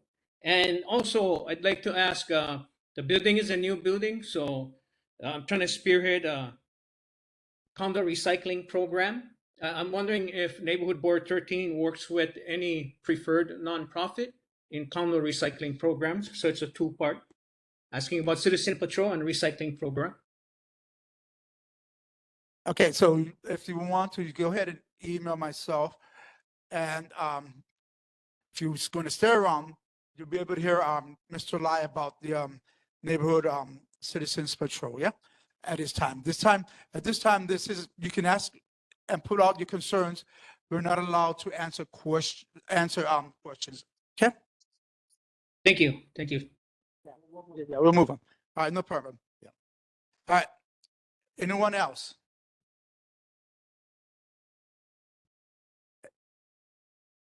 Board Member Lai. Oh, Chair. Mr. Lai at this point. Thank you. I rise to bring a concern that was brought by a constituent. I don't see the gentleman or his representatives here tonight, but it regards events that are happening at the campus here at this school on occasion. It seems that the campus is rented out and someone's having music parties and concerts that turn out to be rather annoying to some of the nearby residential towers. And I'm hoping that we can catch the principal of the school here at some point. Oftentimes I've seen him here when we're setting up for the meetings. But I raised the issue in case anyone else is aware of or hears of loud music events, usually on Saturday afternoons, arising from the courtyard area of the school here.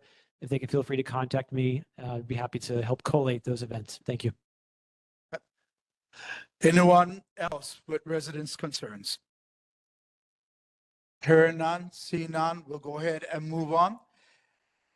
From public concerns, we'll go to approval of minutes. I hope everyone had a chance to look at the minutes. Do we have any questions on the minutes or any discussions on the minutes? Chair. Go ahead.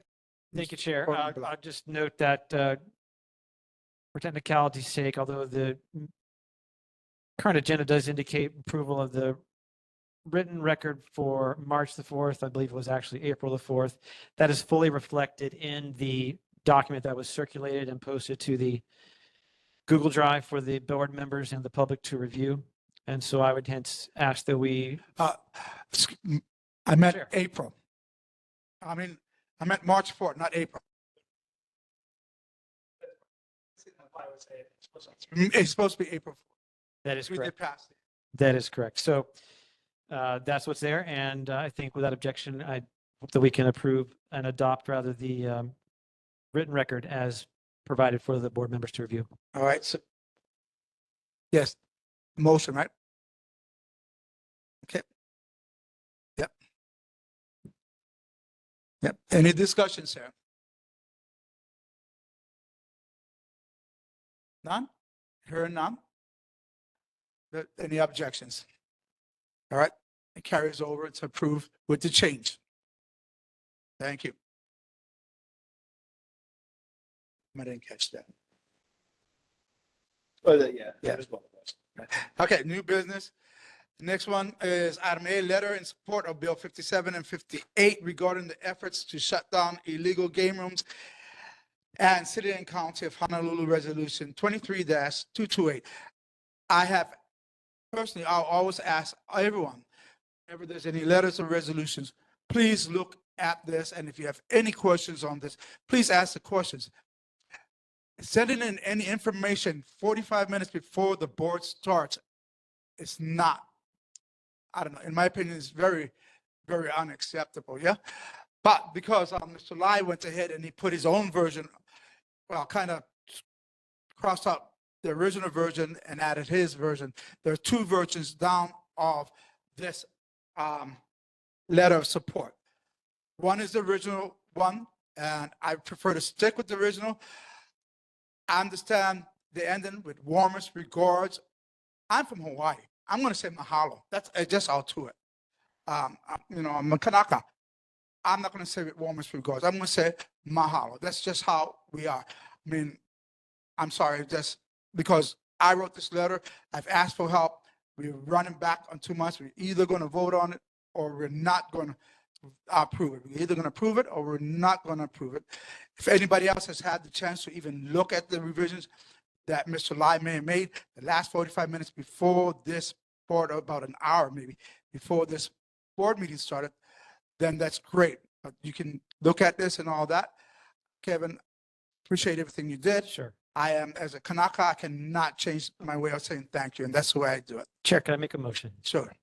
Thank you. I'd like to move that the board consider adoption of item 6A, floor draft 1, game room package letter as posted to the neighborhood board. With a second, I think that we can address the concerns that the chair has just raised, and I think we'll be able to come to a rapid conclusion.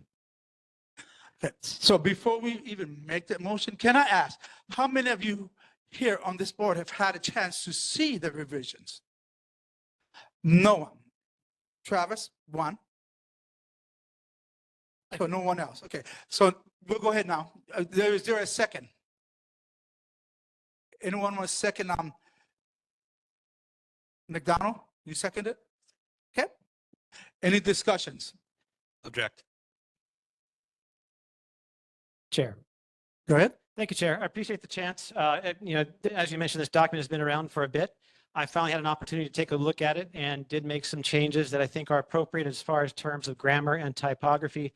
And again, the fact that the two bills that are referenced are now locked in the zoning committee of the City Council, I thought it would be appropriate that the letter should perhaps be addressed to Zoning Committee Chair Say and Zoning Committee Vice Chair Dos Santos Tam.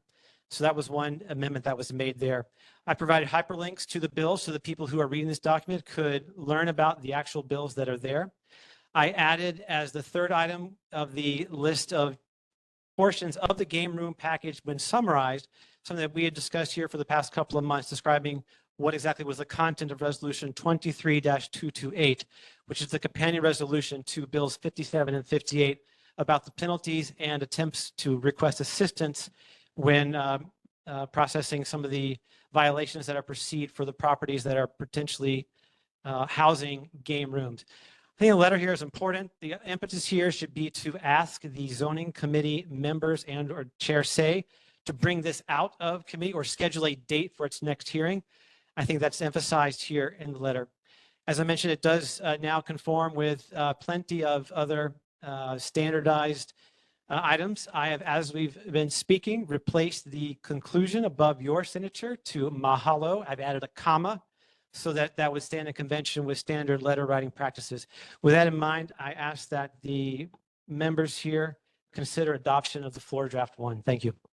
I appreciate everything you said. So just so you guys, so just so everyone here is clear, right, to what he said, just so you're clear, I had sent this letter up to both Tyler and his office, and they loved it the way it was. So just so you know that. All right. So anyone want to call the question? Yeah, the question means we go straight to the vote. Yeah. All right, let's go straight to the vote. Yeah. So this is, Mr. Lai, would you want to restate? But 6A, floor draft one with earnest amendment. If I hear you correctly, yes. Floor draft one. Yeah, Chair, so we for voted on Kevin Lai's version, Wait a minute. the amendment, that was 45 minutes before. I didn't have a chance to look at it. Okay. So I would definitely abstain from that. Yeah, we'll just be clear with what we're voting on and then let the vote decide what happens. So it's Mr. Lai's version with the amendment that Chair Carvalho said with the mahalo at the end. That was the only change to my knowledge, correct? Okay, thank you.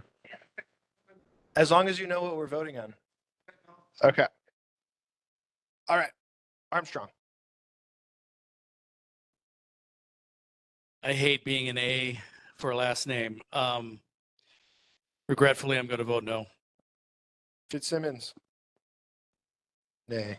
Isokane. Nay. Lai. Aye. McCartney. Nay. McDonald.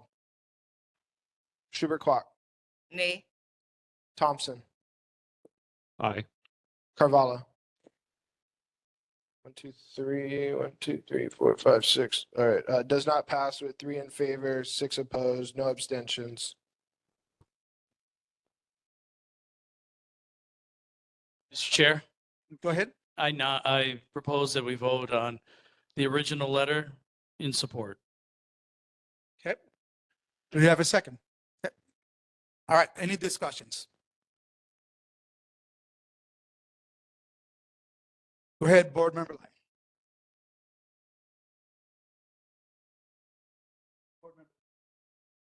I just have a basic question.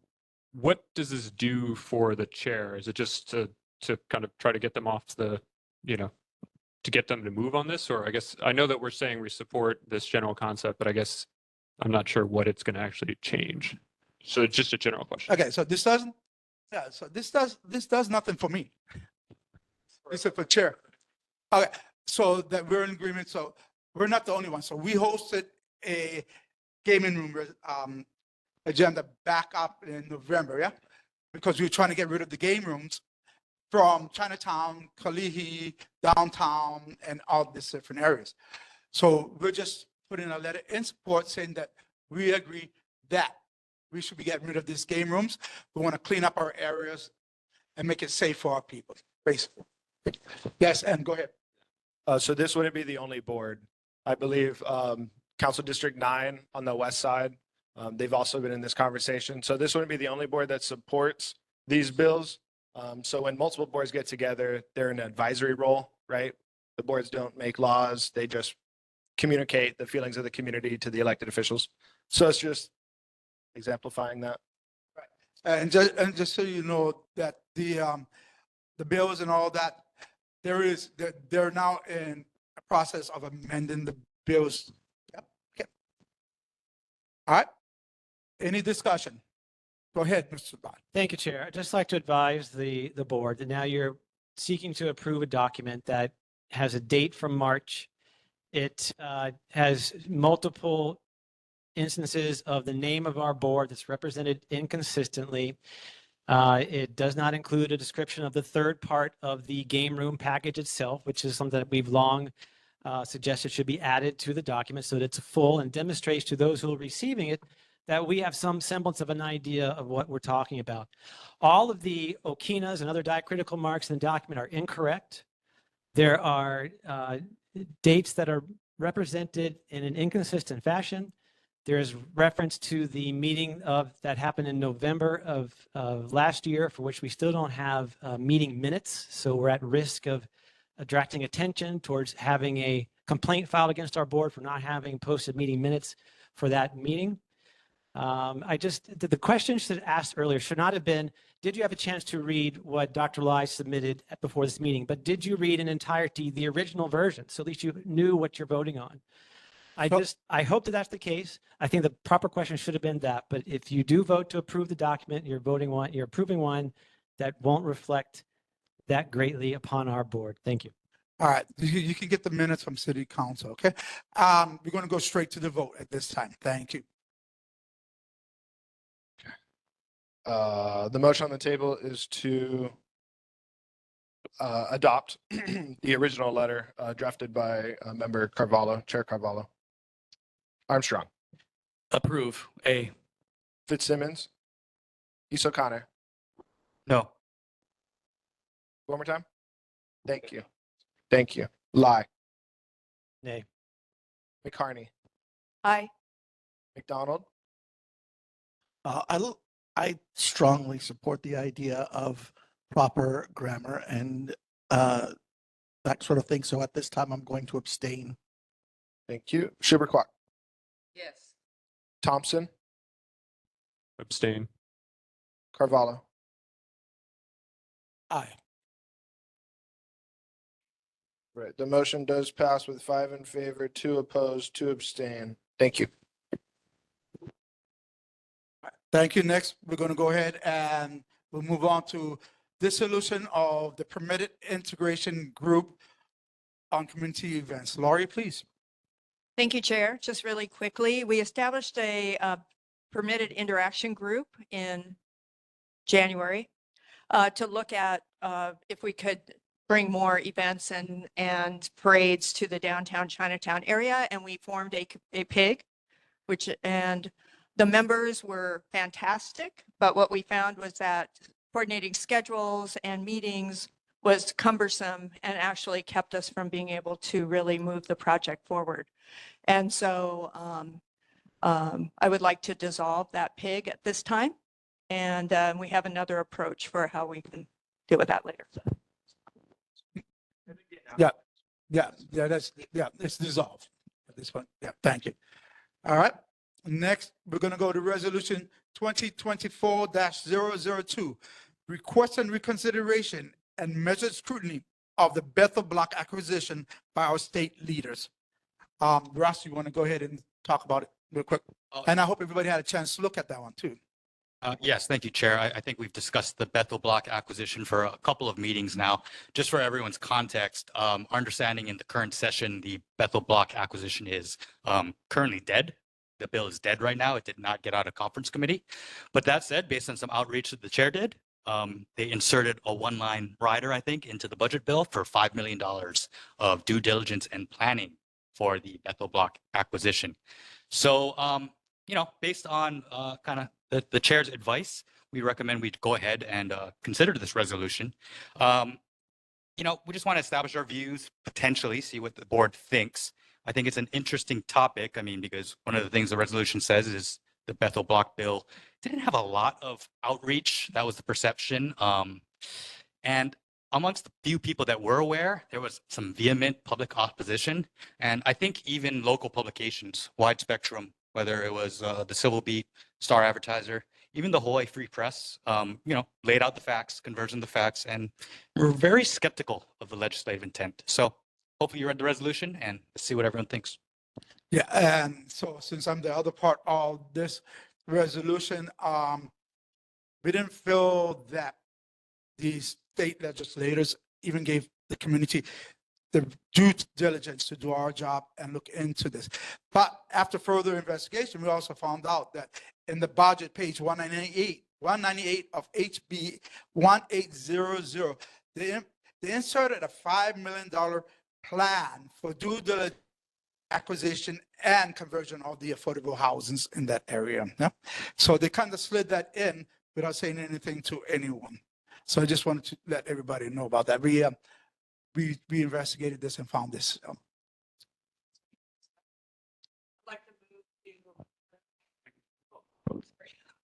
Too comfortable.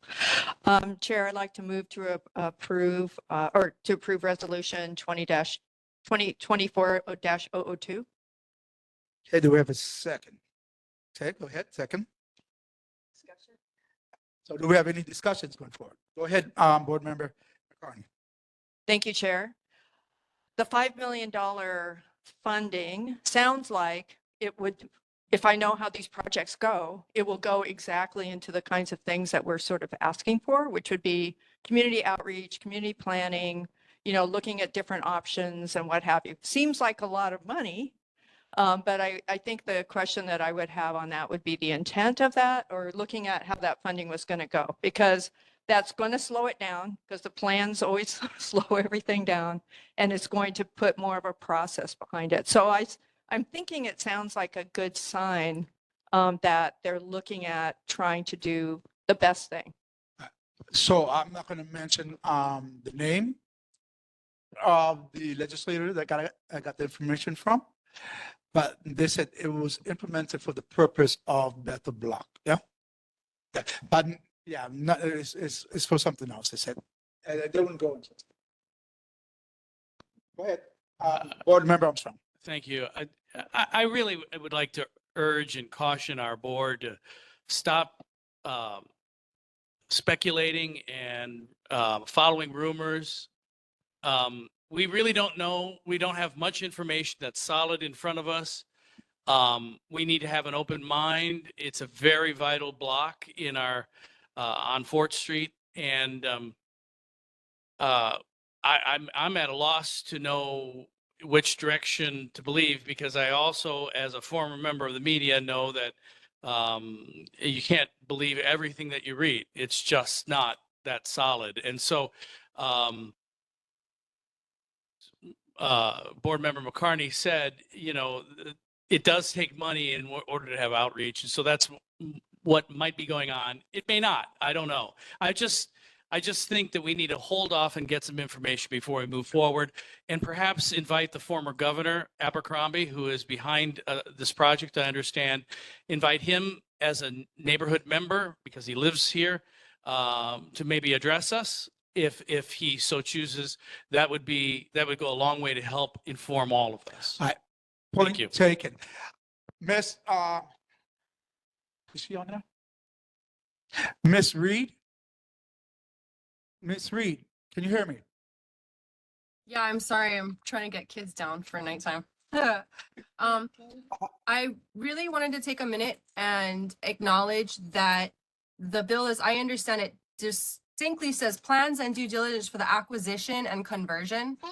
So any of this money whether it's community outreach or otherwise, is with the intent of acquiring it and converting it, which I find highly problematic in the historic preservation district, especially with those buildings and those tenants that also offer, affordable food. Let's not forget how much the state capitol runs on Fort Street Cafe. And I don't think that we're really wanting to change the fabric of that particular area, given all of the other changes that we're seeing, obviously from the Avalon Group's presentation of how much is going to be, changing the fabric in this community. And may I also add, the state has an inventory of affordable housing already in this neighborhood, a lot of it. And I think them managing a historic building that has very specific needs for development, especially if you're going to renovate it and change its use, then you're not talking about a very price effective or understandable or easy project, which I'm very hesitant to engage in as a stakeholder, both resident and business owner in general. So I think we actually need to just say, how about we just do no funding for a little bit, and we look at what's available in our inventory of unoccupied buildings as a community, and we come back to this in a year. I don't think that that's any kind of unreasonable, but I do think it's unreasonable to allocate $5 million in a budget line after it was not put in conference. That's it. Thank you. Thank you, Ms. Reed. Appreciate that. We'll go ahead to Board Member Lai, please. Thank you, Chair. Number one, I appreciate the comments from Ms. Reed, and I made sure to include reference to such in the meeting minutes that were just recently approved about this issue.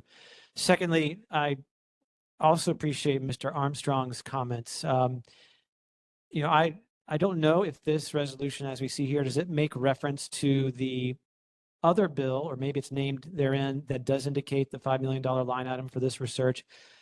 Secondly, I haven't had a chance to do additional due diligence about this. I'd like to know, for example, is the footprint of the property in whole? Is it from Bethel Street over to Fort Street Mall side as well? Will it involve all of the subdivided properties that are on that entire block? And I think the idea to be able to speak with someone firsthand before we make a move on this would be good. Thank you, Chair. All right, thank you. First of all, it took us a while to find that $5 million because it was inserted last minute. So we found out about it last night, basically. So, but it took us a while just to find it. Yeah, go ahead. Chair, thank you. I'm just wondering, because the bill is dead, and then the only question is the $5 million that was inserted last minute to do due diligence. Obviously, to see if this $30 million is really over the market or why. So I really am not sure the resolution it stands now, and it didn't include the $5 million in it, that I'm going to vote it up or down. All right, understood. And everyone has opinions to vote it up or down. So we want to put this out there to the state legislators, because we know that they're going to be bringing this back up next year. That's what they're going to do. They're going to be bringing it up next year. So we want to put it out there that we already know this. We want them to do their due diligence. We want them to look at this and think about their alternatives. Ross?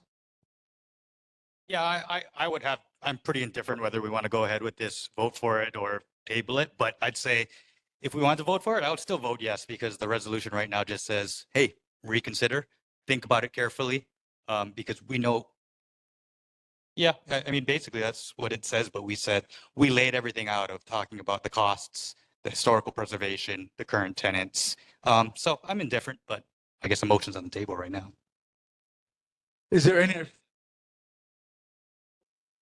Sorry. Yeah. Is there any other questions? Hearing none. Okay. Just for clarification, based on the comment that was just made about maybe just tabling this, member that made the motion, McCartney, it was up to you based on how you provided testimony, if you wanted to withdraw or continue on. I was just throwing that out there. Okay, so I made the motion to accept it, so I can withdraw my motion. And then what happens? Then we go to the original. Yeah. I move we do. Well, yeah, no, I'd like to keep the motion on the table and have a vote. Okay, all right. Nope. The question was called.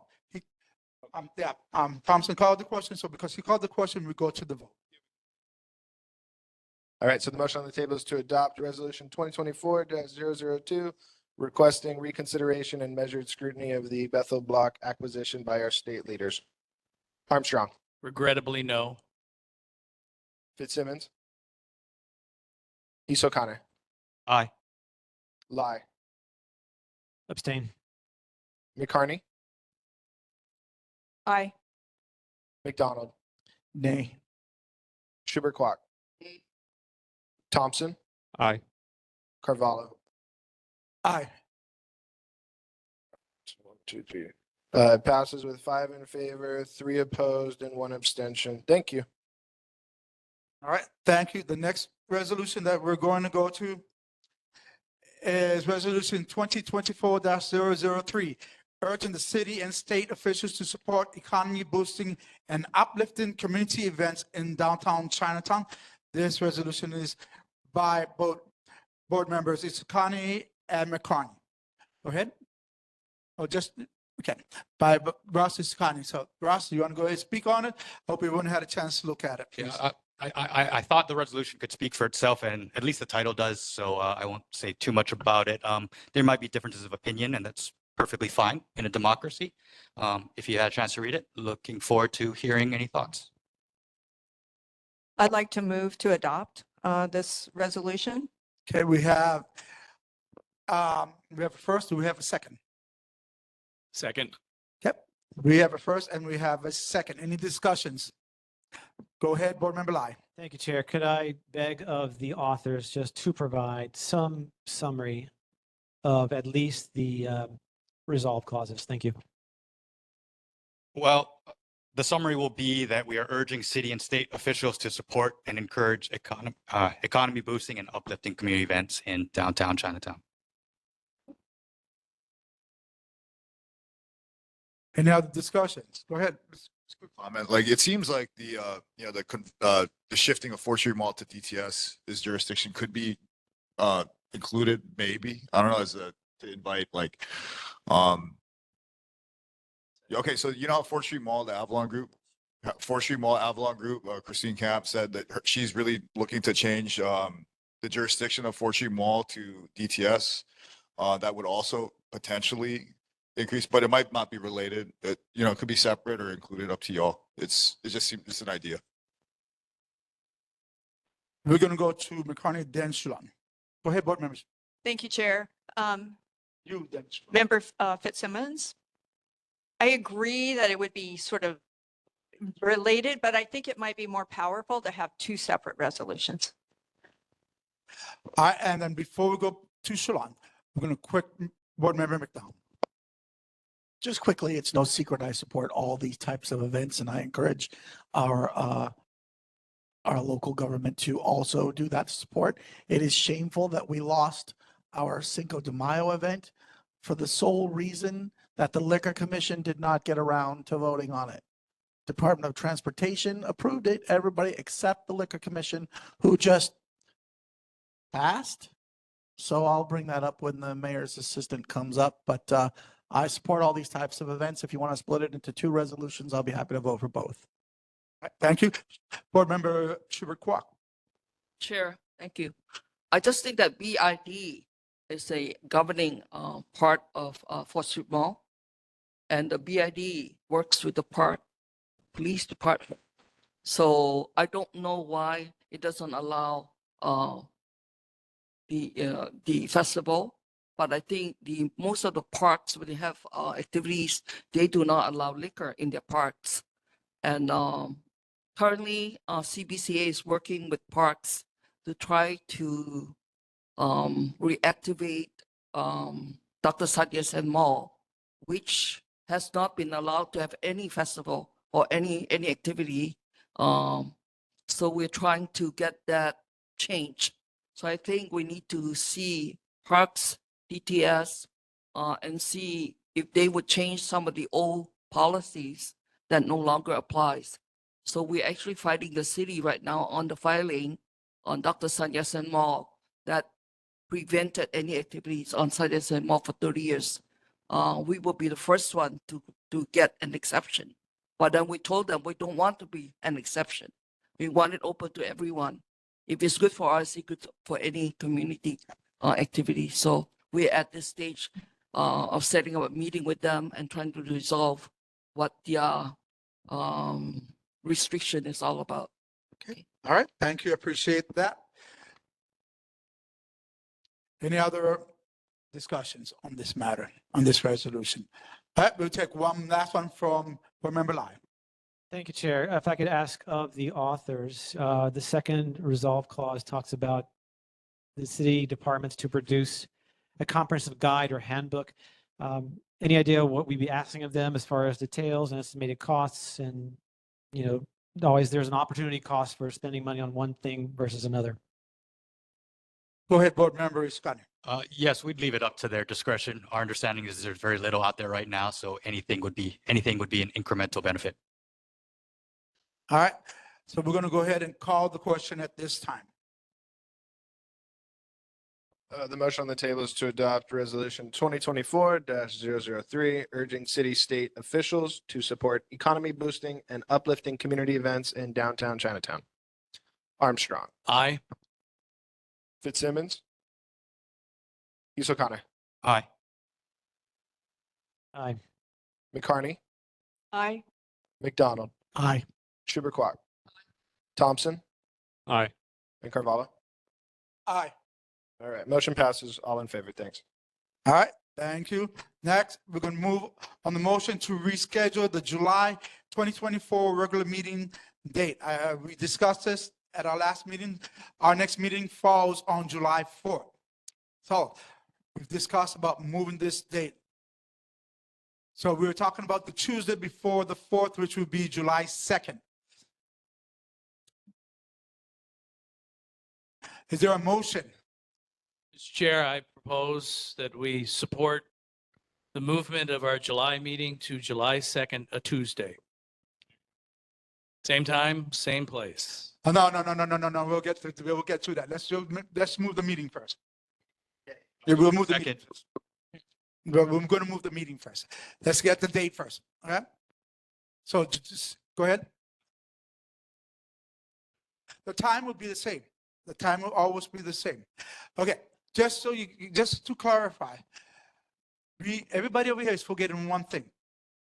On May 29th, I believe, on May 29th, school goes out. And school will be out for the next 2 months.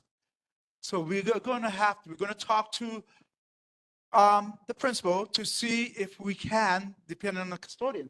But until then, it's up in the air. So that's why we're going to vote for the time. All right. Okay. So, yeah. Okay. So, All right. we're just voting on a date. Okay. So do I need to say it again, or we just forget what I said about same time, same place? Thanks, Travis. I got you. So yeah, move to Tuesday, July 2nd at 6 p.m. Date to be determined on the agenda. Location to be determined. Yes. Location. I can never listen to the new guy. All right. Any discussions? Okay. Go ahead.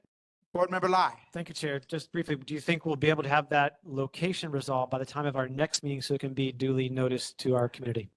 So I hope we can have this finalized by next week. Okay. And I'll go ahead and send out I'll send out an email like I do. All right. Okay. Thank you. Is there any objections? Hearing no objections, motion passes. Our July meeting will be on Tuesday, July 2nd. All right. That brings us. That actually does it. Yeah. So the chair's report.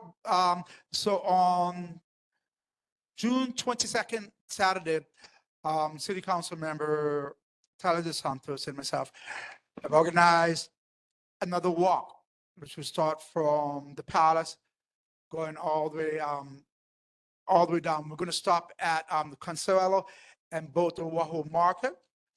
The Oahu Market, I believe, is turning 100 years old, so they'll give a certificate. And Consuelo is also celebrating an anniversary. A bunch of anniversaries going there, so that's why we picked Saturday, June 22nd. So we're thinking about doing a cleanup. And it was suggested by a couple members that we do the cleanup after the walk. So we need some discussion on this, where we want to go with this. Because the walk's going to happen no matter what, because I don't need the board permission for that. But the cleanup, I do. Towards Saturday, the 22nd, June. Oh, we haven't said. Yeah, yeah. But we're deciding on that. So the walk is going to, we haven't decided. We'll decide on Thursday, and I'll let you guys all know on Thursday. But hopefully it's going to be early in the morning, early morning walk, so that the cleanup will be around 10:30, 11. Yeah, yeah, you're going to be out of town. But so thing is, we do have the equipment to do a cleanup, and so all the other boards, I believe, majority of the boards do not have any kind of money because the $1,000 that was. Let's not get into that. Yeah. Promise is not there for them. We have equipment to do it. So did we want to do the cleanup on the 22nd, or when do we want to do cleanup? That's up to you guys. Just real quick, I just think without a set time, it's hard to coordinate schedules. Potentially we should just table this until we have a set time so we can everyone kind of come together and coordinate. Okay. Go ahead. And I just would want to say one thing. I don't, if you're thinking two efforts on the same day, a walk and then the cleanup, I don't think people do that very well. I think it has to be a combination if we're going to succeed. And I appreciate that, but remember, it was you that suggested that. I'm all cleaned up. It was you that suggested it be after the walk. Okay, Chair? go ahead. I think that the media focus will be on the walk with our council member, Yeah. and that's great. We want that, but we also want something else that can help focus. The intention was to get attention on the neighborhood board. So I would suggest separating them so that we can have two events downtown focused on the neighborhood rather than one. Okay, so go ahead, board member McDonald. Thank you, Chair, and thanks to the board for always trying to do these kinds of events. I appreciate it. I sadly regret that due to the nature of my business, I don't generally finish work until 4 or 5 in the morning. And the areas between 10 a.m. and 2 p.m. are really in the middle of the night for me. Right. So as much as I support this and I encourage us all to do it, I sadly will likely not be able to attend. Oh, and I appreciate that, and we do respect that. This is not something saying that you have to be there, yeah? But I do appreciate what you just said. And I do. So that is your sleep time. So I do understand that. Does anyone else have any of the discussions? If not, we can move forward, yeah? Go ahead, Board Member Lai. Thank you, Chair. Just briefly, we do have and maintain physical possession of these supplies, so there can't be clawback in case we delay too long. So as far as the question goes, the supplies are redundant. Once we start using it, the supply moves over to my house, okay? That's what this is always going to be. All right. So we're going to table this, all right? We'll table this to the next meeting. Yep. Yeah, okay, so this is going to table. So we're going to go ahead and move forward, all right? Next, we have item 7A, elected officials, Congressman Ed Case is your representative here tonight. I think it's been about 3 months now, yeah? Okay, no, not here. We have item B, Governor Josh Green's representative, Sean Hamamoto. Go ahead, Sean. Good evening, Chair, board members. Sean Hamamoto representing Governor Green's office. I'd like to start with an announcement.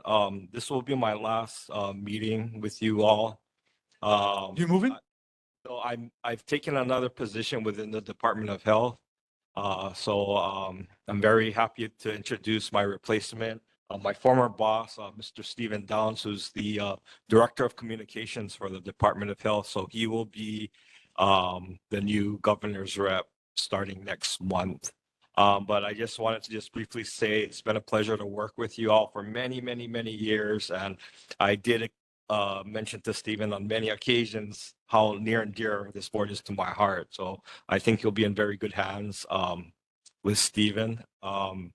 And just, I know there was one follow-up from a previous meeting. I know Board Member Lai, you had a question that we're still waiting on a response for. Yeah, and I sent from out the DOT. questions. Yeah. So Stephen has been in contact with DOT, so he'll work on that. And with that, I'll let Stephen introduce himself and he'll be happy to take your question. Okay, but before he leave, can you tell me, you moving to DHS? No. I'm still with DOH, but I'm going to a different Department of program. Health. I'm still with Department of Health. Okay. But yeah. Okay, go ahead. Thank you, Sean, for all your service, and it's nice to meet you all, and I hope I have a long and fruitful relationship. So, you have questions? Yes. Yeah, I need your phone number. I have something to call you about. Okay. Yeah. Okay.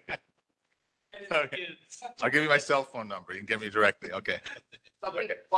Okay. Now you have questions? Yeah. DOWNES.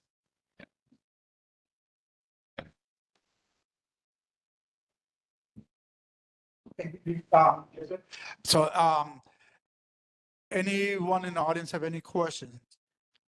Not seeing none, not hearing none. Anyone online have any questions? The governor's rep. Not hearing none, not seeing none. We'll go ahead to Nicole. Hi. I think I just wanted to reiterate from earlier, the concern we had about that budget line item. And when that bill gets to the governor's desk, I would like it if it was recorded that we communicated or I communicated that that should not be in there and that given the resolution we did approve, but did not have that specific line item in it, that it be communicated clearly that we were having a lot of concern and would perhaps rather defer funding and do a little bit more public discussion before allocating funds. Thank you. All right, thank you. I will take care of that, Nicole. All right, go ahead, Sean. Mr. Downs, thank you for coming. Stephen. Stephen, thank you for coming. Earlier this week, there was a news story about HRS 661B, which specifically pertains to wrongfully convicted defendants and financial compensation from being wrongfully convicted. The statute is illusory completely. And as it stands, the way it's written, the only way someone who's wrongfully convicted could access any sort of financial recovery is through a governor's pardon. So the question I have is as follows. Since 661B has been enacted, has there been any pardons whatsoever issued by either the office of Josh Green or anything before historically? I couldn't find any. And second question is what governor's position is on the language of the bill the language of the statute as it's currently written. Thank you. All right, thank you. Any other board members have any questions? We'll go ahead. We'll start with Mr. McDonald first. Go ahead, Mr. McDonald, then we'll go to you. Thank you, Chair, and thank you for being here. My question as we are ending the Hawaii legislative session is the bills that passed will be heading to the governor's desk. Does the governor have a line item veto? And if he does not, has he asked the legislature to give him one? All right, thank you. Next, we go to board member Shulan Subikwak. Thank you, Steve. This thing has to be about food safety. Merchant displaying cooked food on our Kekauliki Mall, and which is against the city ordinance. And I actually talked to the food vendor that it's unsafe for her to sell food, which is number one, not allowed on the mall. Number two, there's no Department of Health inspectors to ever come to Chinatown to regulate or look at or take pictures. So it's not good for our commerce when we have people who violate it day in and day out. So I would really like to make a request for you to send Department of Health food inspectors to really look at this as an unsafe practice on Kekauliki Mall. All right. Thank you, board member Lai. Thank you, Chair. Thank you, Mr. Downs, and thank you too, Sean, for your time with us. A lot of issues in our neighborhood deal with noise, and I know that's probably some of what I've relayed to Sean in the past, but we're really interested in knowing about follow-up from the letter that Council Member Dos Santos Tom sent to DOT Director Sniffen, I believe, a while back about the installation of the noise cameras or noise capturing of vehicles who have excessive noise. Wonder if there's any way we can get some reports about there's been any results or how efficacious those have been. And relatedly, can we find out from DMV how the straight pipe or modified exhaust vehicles are actually being identified at inspections, because somehow they're getting around or finding a loophole or something. That and the installation of the air horns on pickup trucks to make them sound like trains, just going up and down our streets here in the neighborhood. They kind of echo around, and I get lots of reports about that. Secondly, we've talked about the intersection of Tully Highway and Vineyard Boulevard, which is state road, I believe. And we talked about trying to make it less hospitable for the alms beggars there.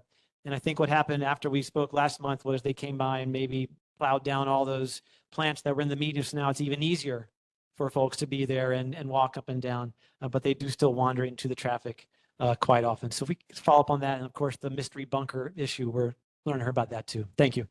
All right, thank you. Board Member Isakani. Thank you, Chair.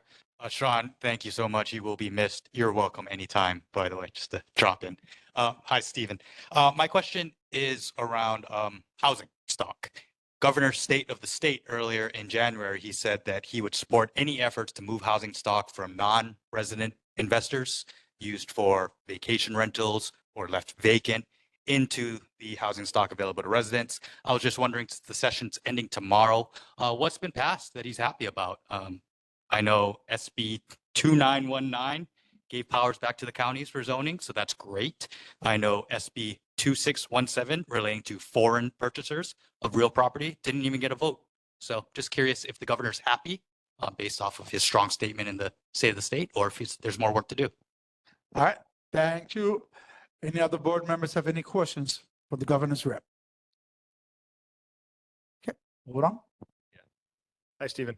So I know you're taking a bunch of notes. Just to help you out, one of the new things that we've done with the NCO is we post these recordings on YouTube.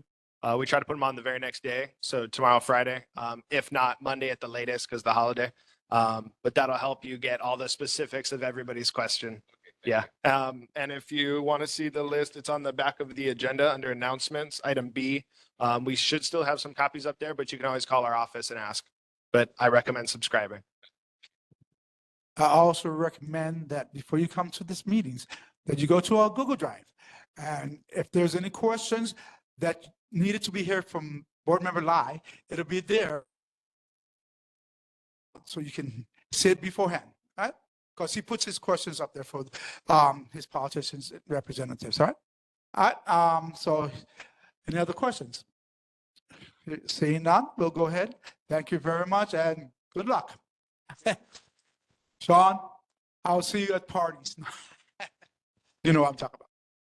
All right, so next we're going to go ahead and we're moving on down to our Mayor Rick Blangiotti's representative. Ian Sante is not here today.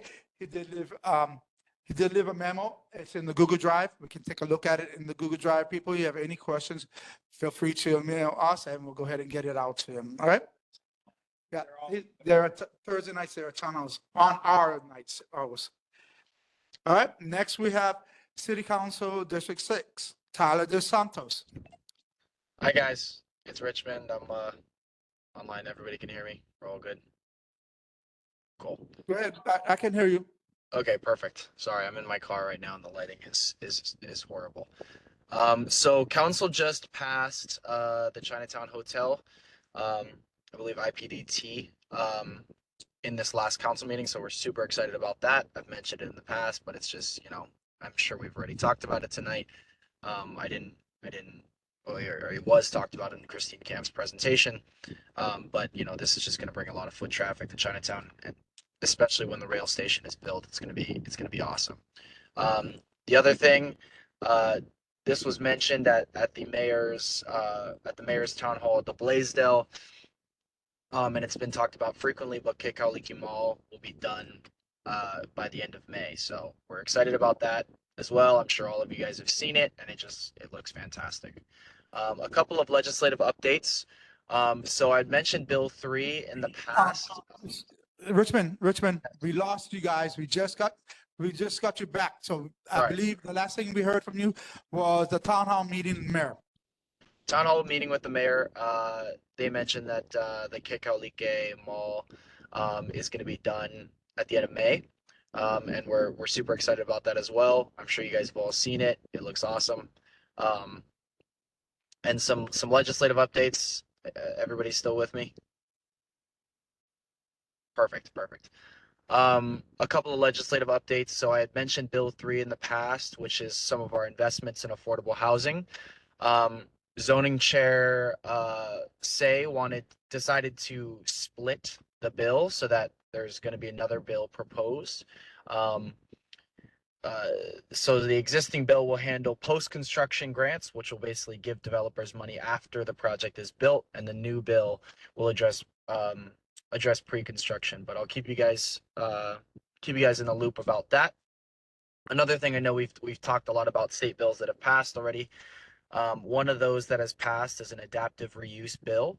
And one of the things the adaptive reuse bill requires is that the council draft some regulations to be able to facilitate more adaptive reuse. I've expressed in the past that we're really interested in this topic, and we expect to be super involved in this conversation and in trying to shepherd it before the end of the year. And then the last one that I wanted to mention, the apartment zone density bill that we were talking about, increasing density in apartment zones. We are planning to propose it for this council meeting, so it'll probably be next week, Thursday or so, and we're likely going to do that with Councilmember Kiaina. And that's it for me. All right, thank you. Is there anyone in our audience that has any questions for Tyler Santos, Representative Richmond? Councilman Tyler Santos, Representative Richmond. Hearing none, seeing none. Anyone online? Hearing none, seeing none. We'll go to a board. We'll go ahead and start off with Board Member Lai, please. Thank you, Chair. Richmond, I thought there may have been some outstanding questions from previous about some issues with representation of council members and other employees' web pages, but we can follow up on that offline if you'd like. But again, I just want to ask if these crazy sites that we're seeing, that we're having 2.5-story structures, what can council member do additionally to, again, not address the fact that these people might be homeless, but the fact that they're doing things that are blatantly illegal? They could be homeless and be on the sidewalk, fine, perhaps. But when we see these structures being built, is there not something that can be done to make that thing that's happening, make that something that's not permitted, not just look askance with a blind eye, because that's what it really feels like. And yes, this is in Evil proper, but it's not by any means unique to happening other places on the island. Really would appreciate any further comments next month about that. Thank you. Thank you. Any other board members have any other questions for Richmond? Not hearing none, not hearing any. Richmond, thank you very much. Have you been listening to the board meeting? Yes, I have. Yeah. Okay. So I'll speak to you guys later, okay? Thank you. Cool. You guys have a good day. Good night, Richmond. Thank you. Thank you, guys. Yeah. All right, next we have Senator Carl Rhodes. Good evening, everyone. I will try to start first with questions from last month. Board Member McDonald. Why does Senator Rhodes feel it should fall upon him to choose for the citizens of Hawaii who they can and cannot vote for when it comes to the office of the president? Why does he feel he should have the right to take this away? I don't have the right to take it away. So the bill I introduced would have specified a process for addressing how challenges based on constitutional restrictions would be addressed. So there's 4 restrictions running for president I'm aware of. You have to be 35 years old. You have to be a natural born citizen. You have to have lived in the United States for a certain period of time. I forget what it is, 14 years or something. And you can't have been involved in an insurrection. So all this bill would do is have a process for determining how to make those, how to resolve those questions. The first three are generally pretty easy, although for years and years, former President Trump challenged Obama's birthplace because that was one of the constitutional requirements. But so anyway, that's what that bill did. In response to Board Member Lai's question, is there support for or resurrection of SB 587 relating to transportation? The answer to that bill died. SB 587 died, but a similar bill, SB 2350 relating to noise pollution reported. Actually, when we wrote this is where it was. But excuse me, on Wednesday, both House and Senate did vote it out, so it's on its way to the governor. Charlie already did the governor for his review. And this would establish a separate prohibition on driving noisy vehicles with noisy mufflers on public highways in high density population areas, which in the bill is defined as Oahu. And then Board Member Lai had some additional specific questions about emotional support animals. I don't have the answers yet, but we will try to get them. City and County of Honolulu Departments of Parks and Rec and the new Nuuanu YMCA are planning to conduct various improvements to the city's Kamamalu neighborhood park. A DPR in partnership with the YMCA proposes to build a new comfort station, install new security lighting, improve landscape and drainage, and add a bunch of new parking stalls. And if you have any questions or comments, I have in the written report, there's a email address you can send those to. Continue to receive complaints about feral chickens. So as I've done in past years, I have been using some of my legislative funds, which I generally don't use all of in a year, to have feral chickens removed. So if you guys have hotspots where you think that might be helpful. Yeah, because it's not really in the Hotel Street area no more. You guys did a good job getting rid of them. So I would think they're maybe at Kukui Plaza side, because they're not in our area. They're in your area, feral chickens? Not, yeah, so it's not in our area, so I don't know That's what great. area. That's great news.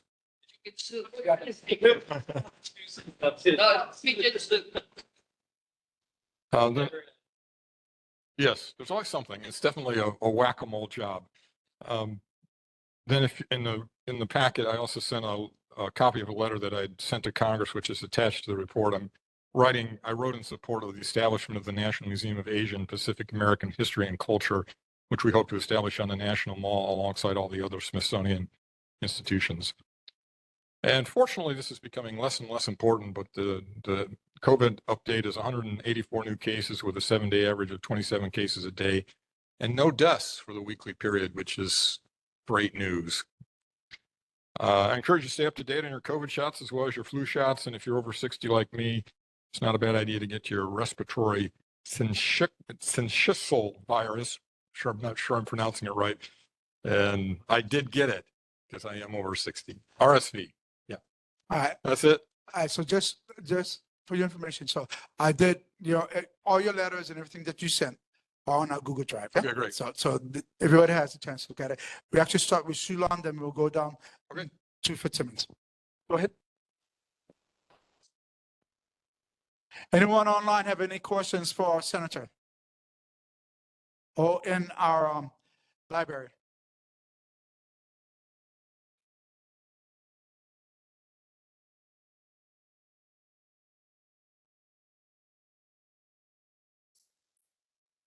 Hi, Senator. My name is Jasmine Mankos. I own Proof Social Club in Chinatown. I was wondering if you're able to shed any light on HB 2328 and why our 3 buildings that are occupied historic, excuse me, and not listed the time the bill was introduced, were selected to be converted to affordable housing. Thank you. So I have to admit that, well, it's not an admission. Normally in a situation like or maybe I should back up even farther. It's often the case in a situation like this where one of the representative or the senator from the area puts in a bill like that. They would ask the person from the other body to put in a companion bill. in this case, that was not requested. So I didn't find out about it. I probably found out about it a little before you guys did, but not much. So I don't know the genesis. I have questions myself about whether it's suitable for what they're talking about in HB 2328.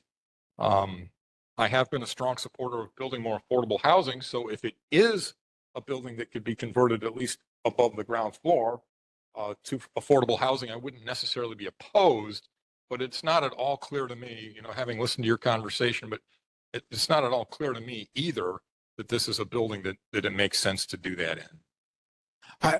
Brenda, please have your name again. We didn't get Jasmine. All right. Thank you. I do appreciate it.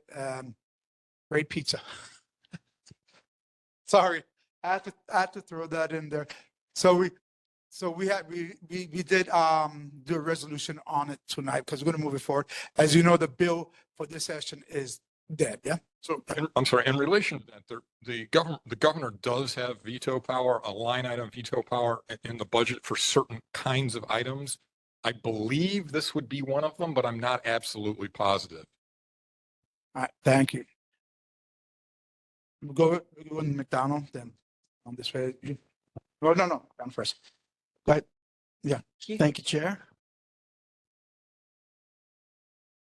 Go ahead, Mr. McDonald.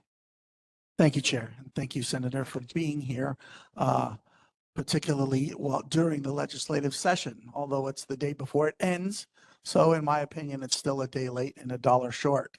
I thank you for addressing my question from last month concerning your bill to remove former President Trump from the ballot. Although the fourth requirement that you mentioned in your comments earlier is that he cannot have participated in an insurrection, which, as we know from other states who have tried to do this, the president had not been convicted of participating or inciting an insurrection. And so with that knowledge, it seems like that bill was a complete waste of time for our legislature, since without a conviction, the former president is completely eligible to run for president, and the legislature that you propose is irrelevant and a waste of time.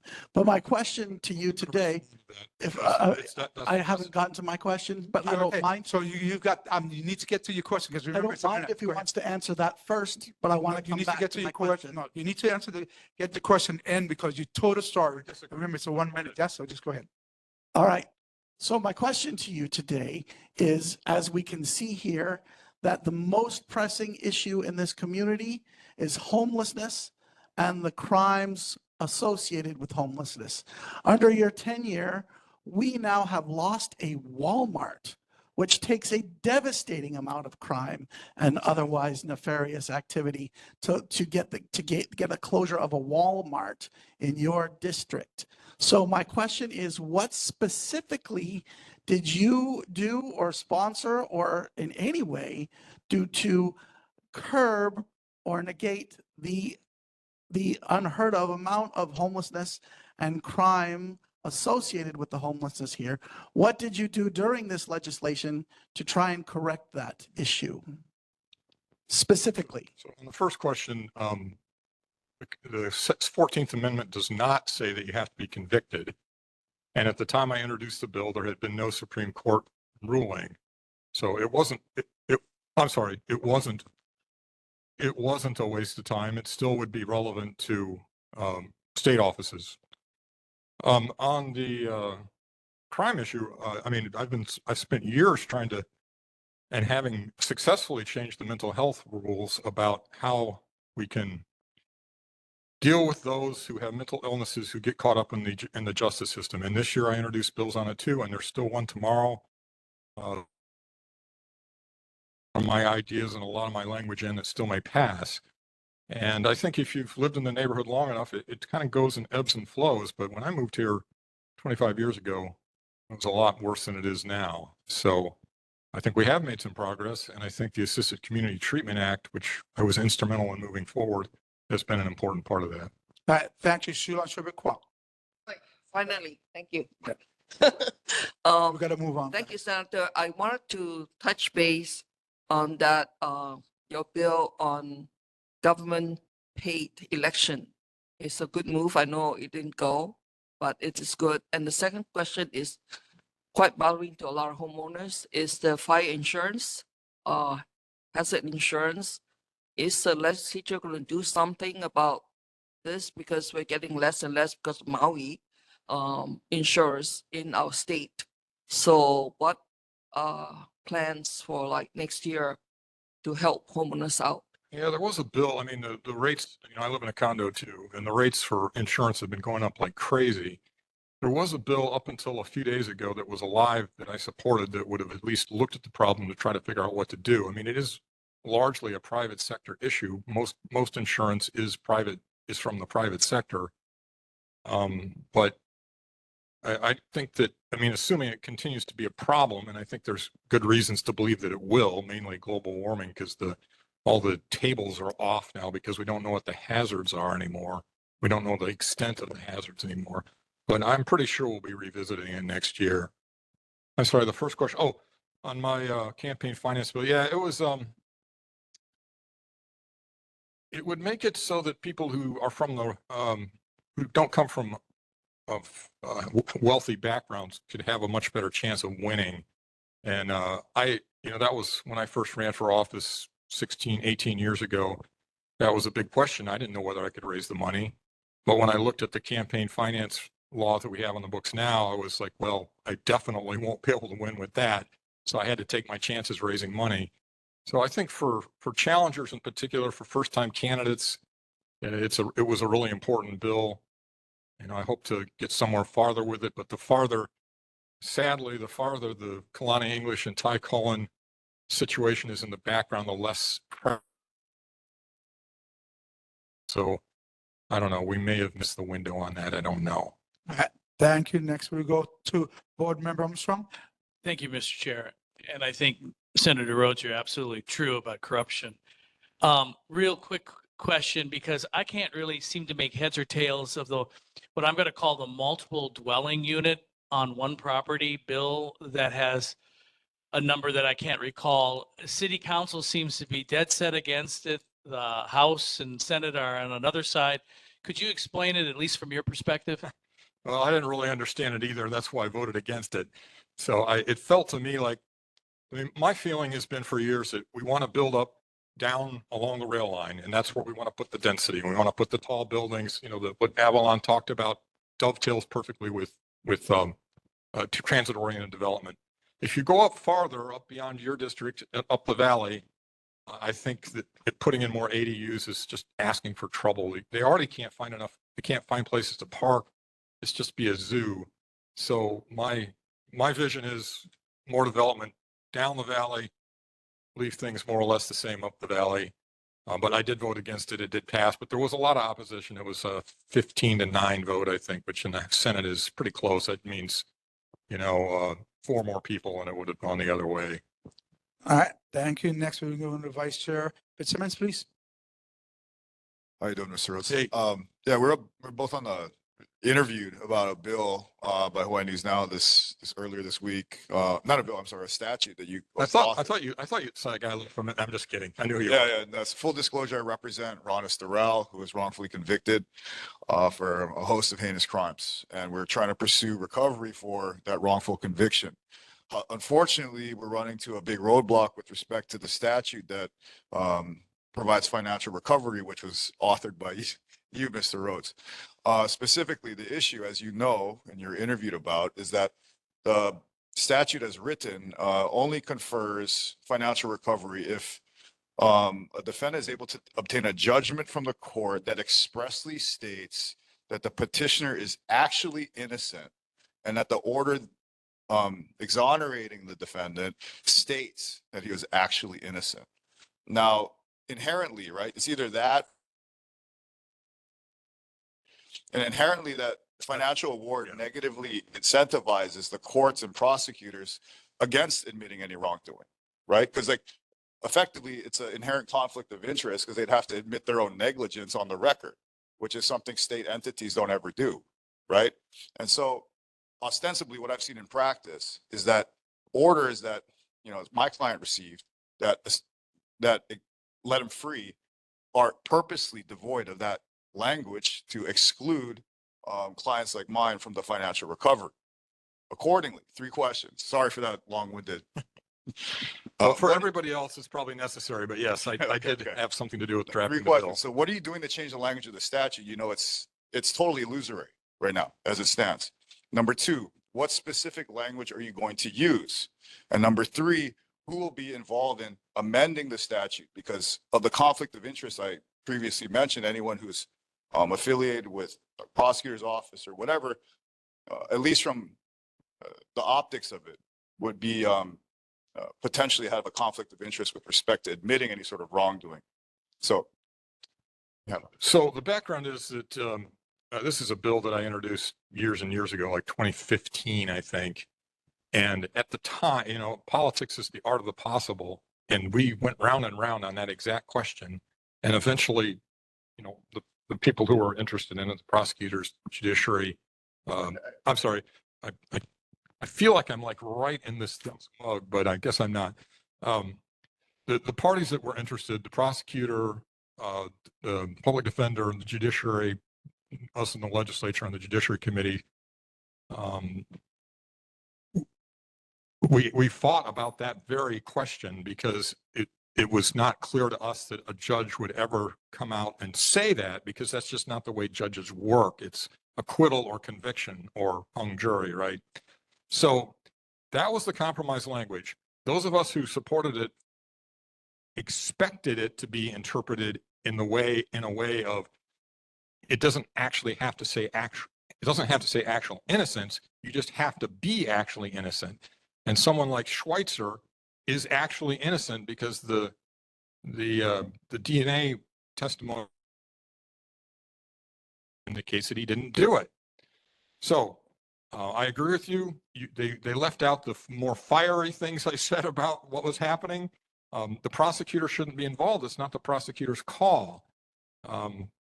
Therein lies the issue, because pursuant to the language, right? I don't know the nuts and bolts of things. Like whoever was involved in drafting the stuff isn't aware of how orders are drafted. Typically, the attorneys draft the orders, and the court just signs off on it.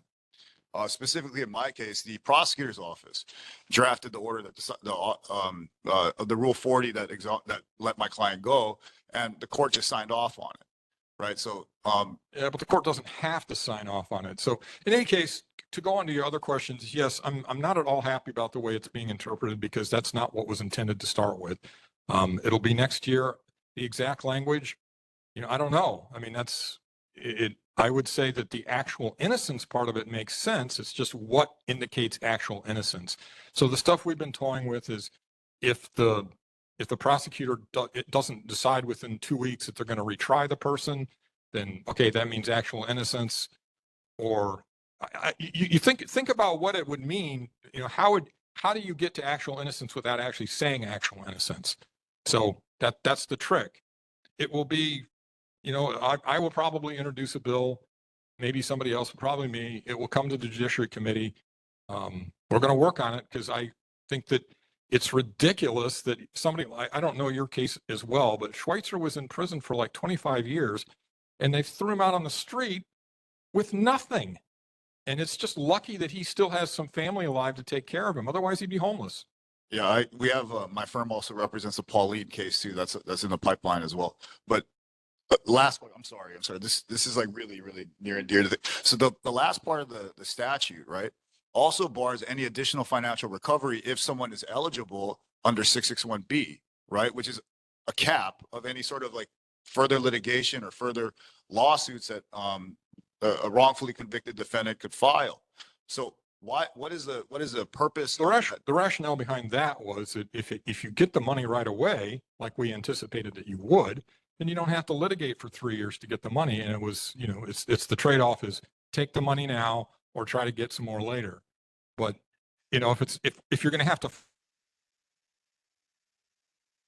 get immediately, then the whole thing doesn't make any sense. That portion of the statute limiting financial recovery only through 661B. Well, I would, but that's, you know, I'm not the only voice in this matter. So, So any more discussions? You guys too can take it Yeah, out yeah, there. will do. Because this is this. Yeah, because this is just too political. Go ahead, board member, McCartney. Sorry about this. Microphone. I'm sorry. Thank you for being here tonight. I know you're busy. You may have heard earlier that we passed a resolution to urge the city to have more events downtown and parades. And part of that was because we didn't have Hullabaloo, we didn't have St. Patrick's Day, we're not having Cinco de Mayo. And could I get your perspective on that and how you feel about events in downtown? Well, it depends on the event. As you know, there were certain, I think it was Cinco de Mayo was the one that I objected to because it kept so many people awake so many times. St. Patrick's Day, I've never gotten the same level of complaints, so I'm sorry that I would be happy to have that one, but it really comes down to the specific event. Your reso said events that are helpful to business and improve the quality of the area, however you want to phrase it. But in my opinion, have been events that just don't help, and that's why I've opposed them. So it just comes down to the specific event, in my mind. Thank you. Just follow up. So only Cinco de Mayo that you've gotten complaints about? That's been the one. Well, I guess Hullabaloo has gotten some too. I didn't get any this last year, so that's good. I mean, I think that means oh, it didn't happen this last year. Okay, well that's good. I think the last time some of them don't get complaints, some of them do, and so I think part of it is that the promoters have figured out what drives everybody crazy, and they've cut back on that, but not all of them have. All right, so But you spoke out against the St. Patrick's Day celebration in our January meeting. What was that one? Okay. Opinion on that? Yeah, okay. I know I spoke out against one of them. let me take control of this meeting. I do apologize. My fault. It's event. Senator, It's one event minute. by event. 1 minute. Let me take control of this. All right.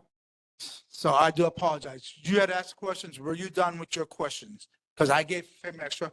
So Oh, thank you. So I don't want to be argumentative at all, but I recall you being against it, an event, and I don't remember which one. And so I just wanted to sort of put it on. Yes, no, I Just sort of was. understand where you stand generally, because that'll. I wasn't. I thought it was Cinco de Mayo, but it might have been Hullabaloo. But yes, I don't think I've ever been opposed to St. Patrick's Day. I don't remember that. So before anybody can speak, according to the rules. Okay, I'm sorry, Chair. Not you. Board members, you have to follow the rules. You have to be recognized by the chair to speak. I'm still with Lori, and I'll come back to you guys. Done that way. Huh? I'm finished. Thank you, Chair. You're done. Now, Mr. McDonald, do you have something to say? I'm sorry, I wasn't allowed a follow-up question earlier.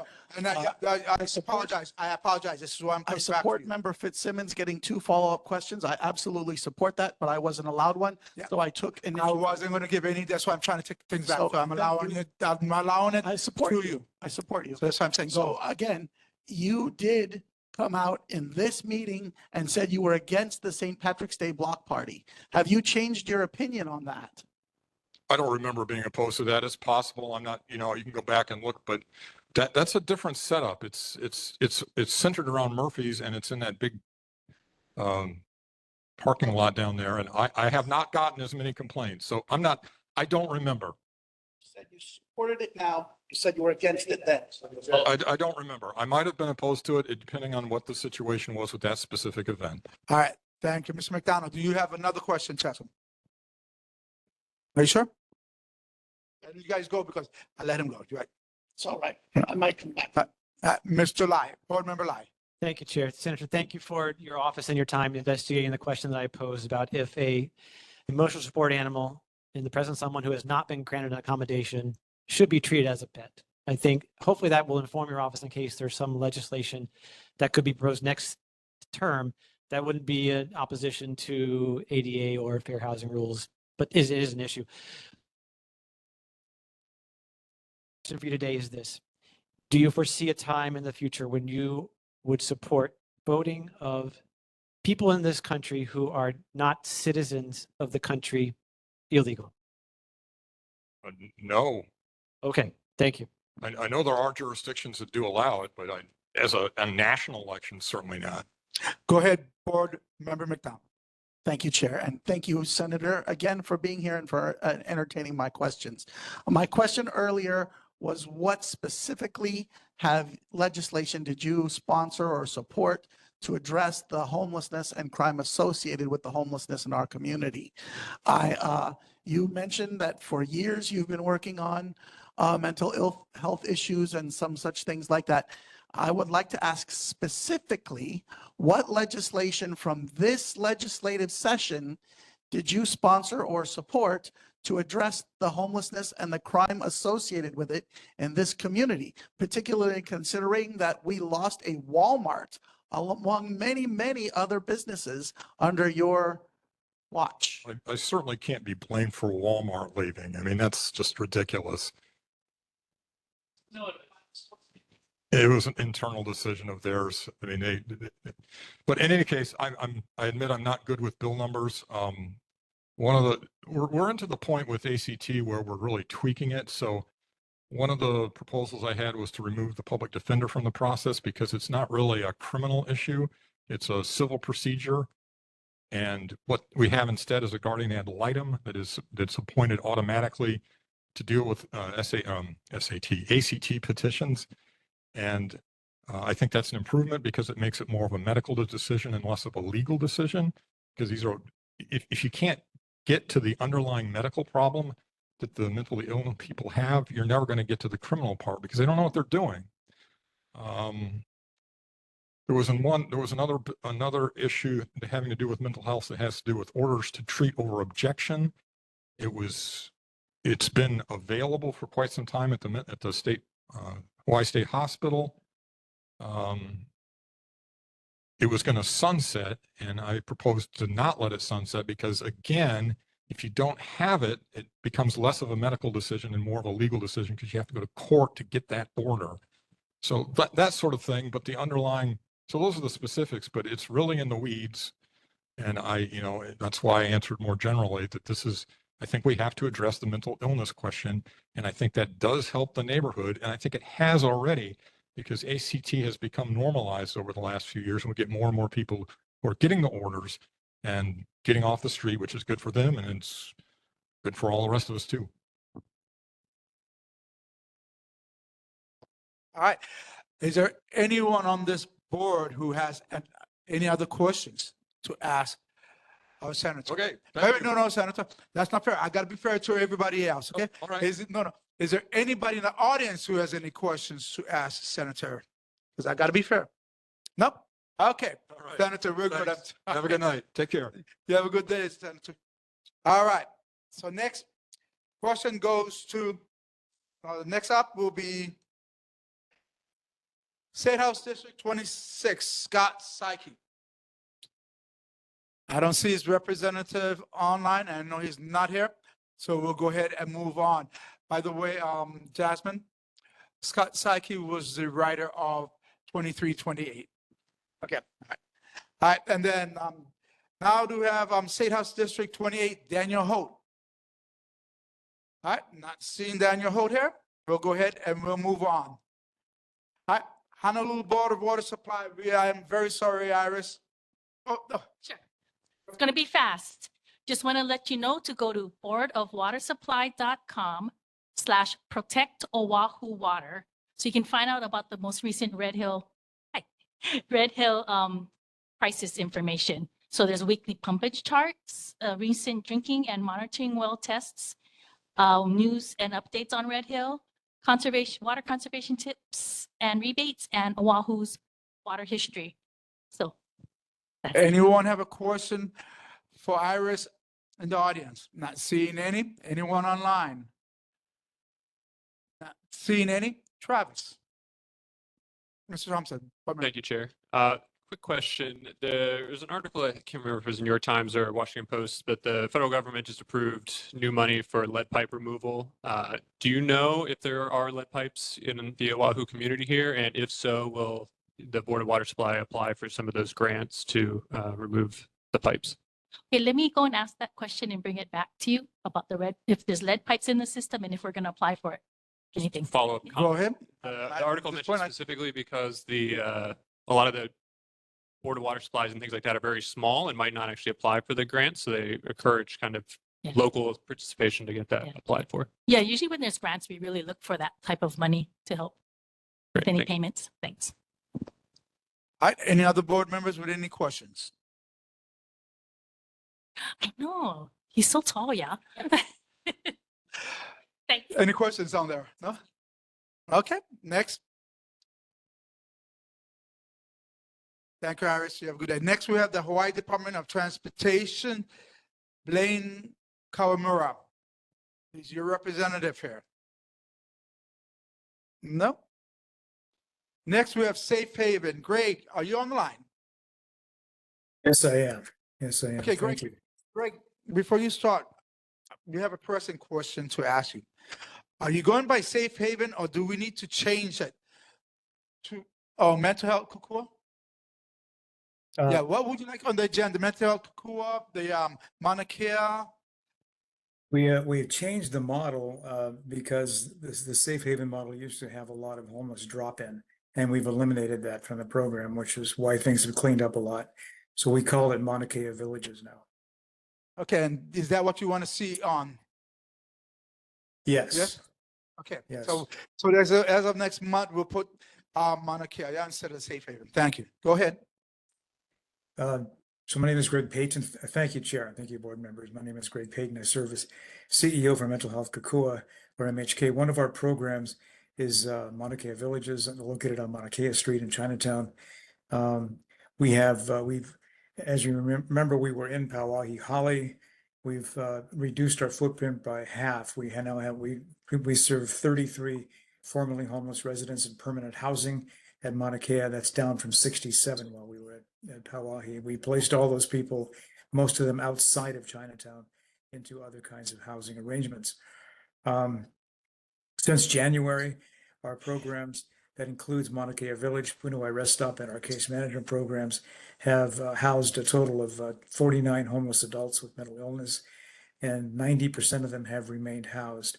That's the reason for that successful number is because permanent supported housing, the key word there is support. So making sure there's enough support to keep the person stable and off the streets is essential.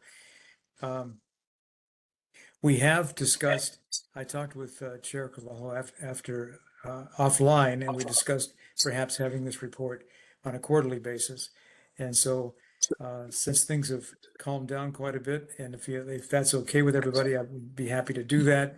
And but I would like to stay involved. I'll still attend the meetings, but if it would help the agenda, I'd be happy to do this quarterly, and I can bring new initiatives to the table at that point. And I'll leave it there. That's my report unless you have any questions. All right, thank you very much. Anyone in the audience with any questions? All right, not seeing it. Anyone online? Not seeing anyone online? Any board members with any questions? All right, no board member questions. Thank you, Greg. We appreciate everything. Next to HRT. Harry Cho. HART. All right, Harry. Yes, good evening, everyone. Harry Cho with the Honolulu Authority for Rapid Transportation. I have several announcements, so I'll try to get through them quickly. First is regarding the arrival of the final train. Last week, HART received the 20th and final train on island, which completes the 20 total trains that will be needed when full service opens into downtown. That train was delivered to the operations center and will undergo testing and commissioning to prepare it for service. Next, HART recently received $125 million in federal funding from the Federal Transit Administration. And this was a result of completing the amended full funding grant agreement. This amount is a portion of the initial federal funding that was allocated to HART. However, the reason this is a major milestone for the project is because it's the first federal funding under this agreement that HART has received since 2017. So that says a lot about our current leadership team and the new confidence that the FTA now has in us to successfully complete the project. So some great news there. And lastly, there's an upcoming lane closure in the neighborhood Board 13 area.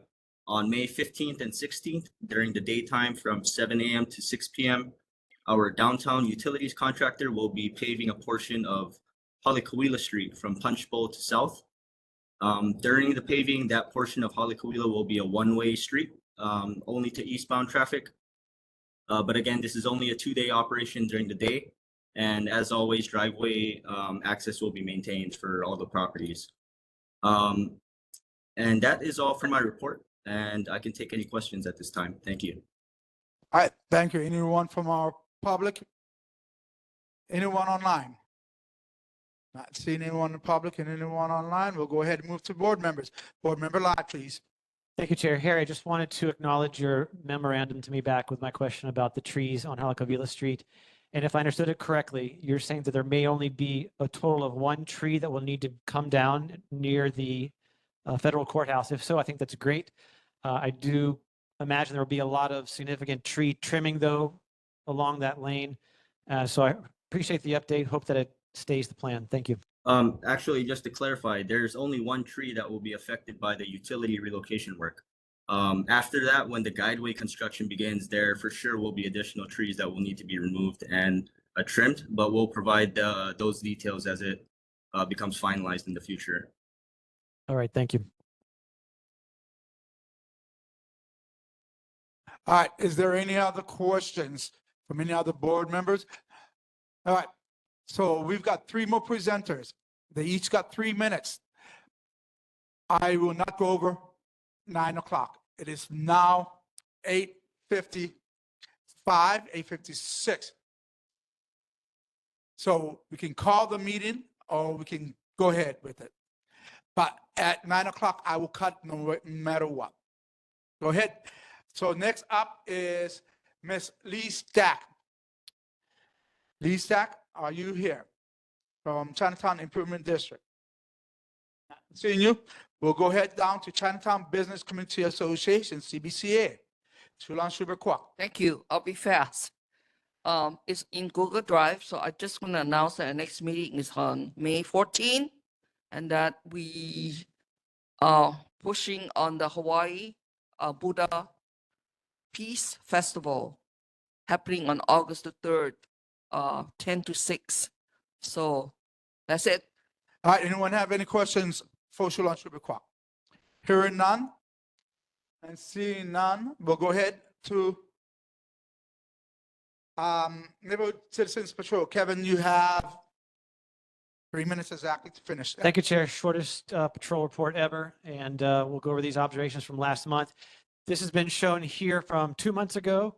This is the same site a few weeks ago, so 0 change. Not sure why this has been disregarded and has not been cleaned up by the city.